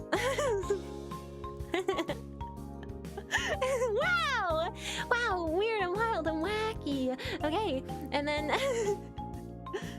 and then there's a clear distinction between the behaviors of the two hands in which the affected hand is viewed as wayward and is sometimes disobedient and generally out of the realm of their own voluntary control, while the unaffected hand is under normal volitional control. Okay. At times, particularly in patients who have sustained damage to the corpus callosum, yes, part of your brain, the part that connects the two cerebral hemispheres, the hands appear to be acting in opposition to each other. What does that mean? Like you want one hand to do something and then the other hand instead does the opposite? Okay, a related syndrome is described by the French neurologist Francois Lermite. Involves the release through disinhibition of a tendency to compulsively utilize objects that present themselves in surrounding environment around the patient. I can barely understand this because they're using such like crazy words. The behavior of the patient is linked to the affordances presented by objects that are located within their immediate parapersonal environment. Okay. I'm changing my account name to Ami's Wayward Toe. No, you're not. No, you're not. No, you're not. No, you're not. When one hand zings but the other zags. Exactly, exactly. This is that type of scenario. Okay, what people are experiencing. This condition is known as utilization behavior. It is most often associated with extensive bilateral frontal lobe damage. It might actually be thought of as bilateral alien hand syndrome. And you know, a slightly different variant. In which the patient is compulsively directed by external environmental contingencies and has no capacity to hold back. Oh. Fascinating, fascinating. Okay, now the cause? We don't know. We don't know what the cause is, or do we? We're gonna find out, maybe, if we know or we don't know. The primary motor cortex controlling hand movement is isolated from the premotor cortex influences, but remains intact.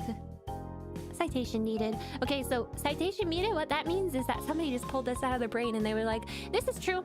This is going on Wikipedia. I think this is true. And I just put it in the article. Okay, and they did MRIs and stuff. This is a bunch of science. One could hypothesize that the alien behavior that is unaccompanied by a sense of agency emerges due to autonomous activity in the primary motor cortex acting independently of the premotor cortex preactivating influences that would normally be associated with the emergence of a sense of agency linked to the execution of this action. What? I don't understand! This person didn't cite any of their sources. Come on, you can't just say stuff, dude. You can't just say stuff. So like that 80,000 gallons of water fact? Exactly. But I didn't put that on Wikipedia, okay? I could have, but I didn't. Why does alien behavior sound so funny? Yeah, what is alien behavior? It's like when you go like,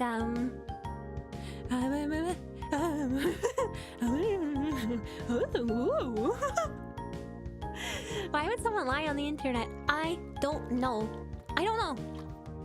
Maybe they're not lying. Maybe they think they're correct, okay? And that's probably why they put it on Wikipedia. We can put it on Wiki and cite Ami. No, I'm not a primary source. The alien urge to dance and say Alam now. Okay. This is a bunch of boring stuff about all of this. This is a long article, probably because of that one person who keeps writing things without citing his sources. Okay, treatment. Okay, I'm curious about the treatment. They can be reduced and managed by keeping the alien hand occupied and involved in a task. Okay, so guys, what is the task that you can do with just one hand? I'm struggling to think of something. You could play with a stress ball. You could... I mean, that's pretty much it, right? You could yo-yo. Rubik's Cube with one hand? I feel like you'd have to be pretty talented to do that. Opening a pickle jar, not with one hand. Not unless the other hand is like between your thighs or something. Fly a plane? You should not be flying a plane with one hand. Snap finger? Okay, well, is that an activity? A fidget spinner? Okay, yeah, lots of fidget toys. Okay. Surgery? You need 2 hands for that. No, you need 2 hands to drive a car because you need 2 hands on the wheel. And then additionally, you need a hand to change the gears and stuff. Give head pats. True, you could. You could cheer on Amiya at the penlight with one hand. Yeah, well then what if it starts acting of its own volition? And then the alien hand presses the button on the penlight and it changes the penlight's color to a penlight of a different person who's not me. Amiya feels a tingling sensation in her underdeveloped 6th toe. I don't have a 6th toe. Whenever she subconsciously detects alien behavior. Ooh, that would be awesome. So you're saying we need 3 hands for a car? No, I'm saying that you need at least 2. You need at least 2 for a car. Okay. So, specific learned tasks can restore voluntary control of the hand to a significant degree. And then one patient with the frontal form of alien hand who would reach out to grasp onto different objects as he was walking was given a cane to hold in the alien hand while walking, even though he really did not need a cane for its usual purpose. With the cane firmly in grasp of the alien hand, it would generally not release the grasp and drop the cane in order to reach out to a different object. Other techniques proven to be effective includes wedging the hand between the legs or slapping it. You go smack, and then warm water application and the visual or tactile contact. Warm water application. Interesting treatment. At least 2 more are better. Exactly. Additionally, Wu et al. That means multiple authors, okay? Found that an irritating alarm activated by biofeedback reduced the time the alien hand held an object. Wow! Yeah, bad hand, bad. Smack, schmiggity, schmack. Okay, and then, is there any other treatment? If it's because of unilateral damage to one of the cerebral hemispheres, there's generally a gradual reduction in the frequency of alien behaviors observed over time. Okay, so it eventually maybe will go away. When AHS originates from focal injury of acute onset, recovery usually occurs within a year. Well, that's good to know. How this occurs is not well understood, but a process of gradual recovery from alien hand syndrome, where the damage is confined to a single cerebral hemisphere, has been reported. In some instances, patients may resort to constraining the wayward, undesirable, and sometimes embarrassing actions of the impaired hand by voluntarily grasping onto the forearm of the impaired hand by using the intact hand. This observed behavior has been termed self-restriction or self-grasping. Okay? That's a fairly straightforward name for that. Ah, my eye is itchy. Okay, and then there's stuff about the history, and then, oh, the related articles. Interesting. Automatic writing. Acclaimed psychic ability allowing a person to produce written words without subconsciously writing. Wow, that's quite the power. Ah, my eye! My eye's watering like crazy right now. What's happening? I think I got cat fur in it or something. Okay, and then automatic drawing. I'm guessing that's much of the same. Automatic speech. I mean, isn't all speech automatic, or is that just me? Is that just me, where I just like I speak and then I have no control basically of what's coming out of my mouth? Surrealist automatism. Whoa! Method of art making in which the artist suppresses conscious control over the making process. Whoa. Allowing the unconscious mind to have great sway. Early 20th century Dadaists such as Hans Arp made use of some of this method through chance. Whoa. Okay, well that was fascinating. So children, what did you think of today's lesson? Did you like learning about weird and strange and wild things? What did you think about the lesson today, guys? I'm very, very curious to hear your thoughts. Which article has been your fave? Oh, definitely the article about the buttered toast with the funny picture of the guy pointing at the toast. Wait, let me show you guys. I have to show you guys. Oh, the tiny car was good too. Yeah, I really want the tiny car. We learned so many weird and wild things, Neko Sensei. Yeah, yeah. I had worn these cat ears the whole time. Ever since the cat, Unsinkable Sam. What was your guys' favorite? I want to know what your favorite wiki was. We're out of glue? Well, that means that's because you keep eating it, so stop eating it and maybe I'll buy more glue. The spite houses. Yeah, so the spite houses were fun. Wait, I need to find that toast picture again because that was so funny. The buttered toast phenomenon. Meow meow, really fun class, yay! Okay, let me show you. If you weren't here before when we looked at the buttered toast phenomenon, you gotta see this picture.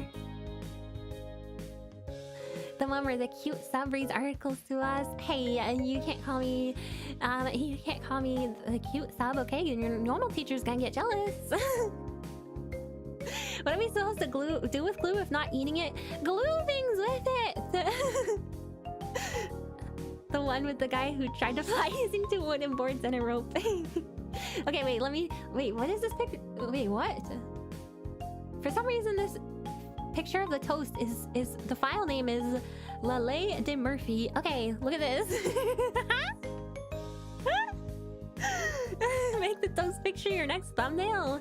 Maybe if I do a toast stream, I can recreate the toast picture. Cat ears suit you so damn well. Yay, meow. The butter toast one or the mecha spider, because that was cool. The cat with butter toast thought it was hilarious. I also like the bad songs one, not for the article but for the chat. Yeah, that one was very fascinating with the chat's input. Okay, look at this toast. He's pointing at the toast. What is this picture? I'm so baffled by this picture. What? Why is he he's like, check this out! Look at the toast! It landed butter side down! And it always does! The picture upsets you, Attaboy, no! Why does it upset you? It's so silly. Okay, let's get rid of it. It's a very strange picture. He's doing the DS1 point down gesture. Thank God it didn't land on the carpet at least. I know, what would you do if it landed on the carpet, okay? You'd never recover. You'd have butter on your carpet and you'd never be able to recover. My chair. Hello, Joey. Hello, hello. I'm actually just finishing up. I'd be too busy crying about my dropped toast to take a picture. Look at this toast. You eat the carpet? Carpet's not actually edible. Children, if there's one thing Ami Sensei wants to teach you today is that eating the carpet is not an option, even if the carpet has butter on it, okay? You may not eat the carpet, okay, kids? It's gonna be really bad for your stomach. It's high in fiber? No, it's high in fibers, like plastic fibers, because carpet is made of plastic, okay? That's why it melts when something hot lands on it. Have you ever had the meal where you take a piece of bread and cook an egg? Yes! Yes! It's called an egg and whole, or it's called a framed egg, or it's called... What else? What else do they call it? They call it, frog in a log or something. Thank you for the fun and unique stream. Yay! I'm happy you liked it. It's always appreciated, of course. Always a fun time. Thank you. Thank you, James Spot. Can I at least use the tack strips that hold the carpet down? That's almost worse.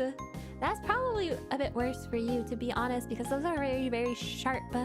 Have you ever had toad in a hole? Yeah, toad in a hole, toad in a hole, toad in a hole. Yeah, so cute. What a cute name for a little meal. Now I want some. I want some framed egg toast now.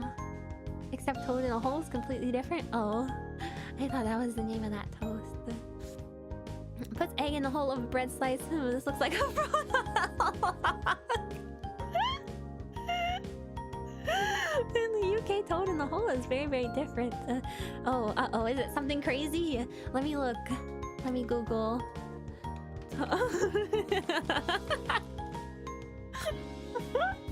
Oh my god, that looks delicious! It's like sausages inside of... Wow! Yorkshire pudding! Onion gravy! Oh, that looks really, really good! Can you make that for me? Do you know how to cook that, Sir Duncelot? Can you please, please? Okay, I'm squeezing my cheeks. That's how much I'm pretty pleasing you right now. Can you please, please make that for me? Frog in a log sounds like a nickname for cannoli. It could be. It could be a really cute name for cannoli. Cannoli's so tasty. Okay, so what was I gonna say? I don't know. Guess we making it now. Yeah, you better learn to make it. You better learn to make it. Oh, I was saying something about carpet. Like when your carpet lifts up and like a corner of it lifts up and then the little tacks are there and then you accidentally step on it and you stab your little feeties. I'm doing cute aggression right now. I'm not. I'm just squeezing my cheeks. I think I sound a little funny. It sounds a little funny. It sounds like a chubby baby from the Chubby Baby Cheek Factory, doesn't it? Doesn't it sound like that? Doesn't it sound like that? Oh. My mom used to do that to me. She used to squeeze my cheeks and then she'd be like, "Say, I'm a chubby baby from the Chubby Baby Cheek Factory." What is this spider on about? I'm sorry. And my mom also used to get me to, she would used to get me to put both of my fingers like in it on the both sides of my cheek. You guys can't really see, you can't really understand what I'm saying, but she would tell me to put my fingers on either of my cheeks and then like twist them around and go and go, "I'm so cute." When I was younger, and there's videos of me doing that. Like, "I'm so cute." That's what my mom would tell me to say. What a weirdo, huh? My mom's silly. She's so silly. Imagine telling your child, imagine gassing your child up and then saying, getting them to say, "I'm so cute." How does that turn into an adult like I've become?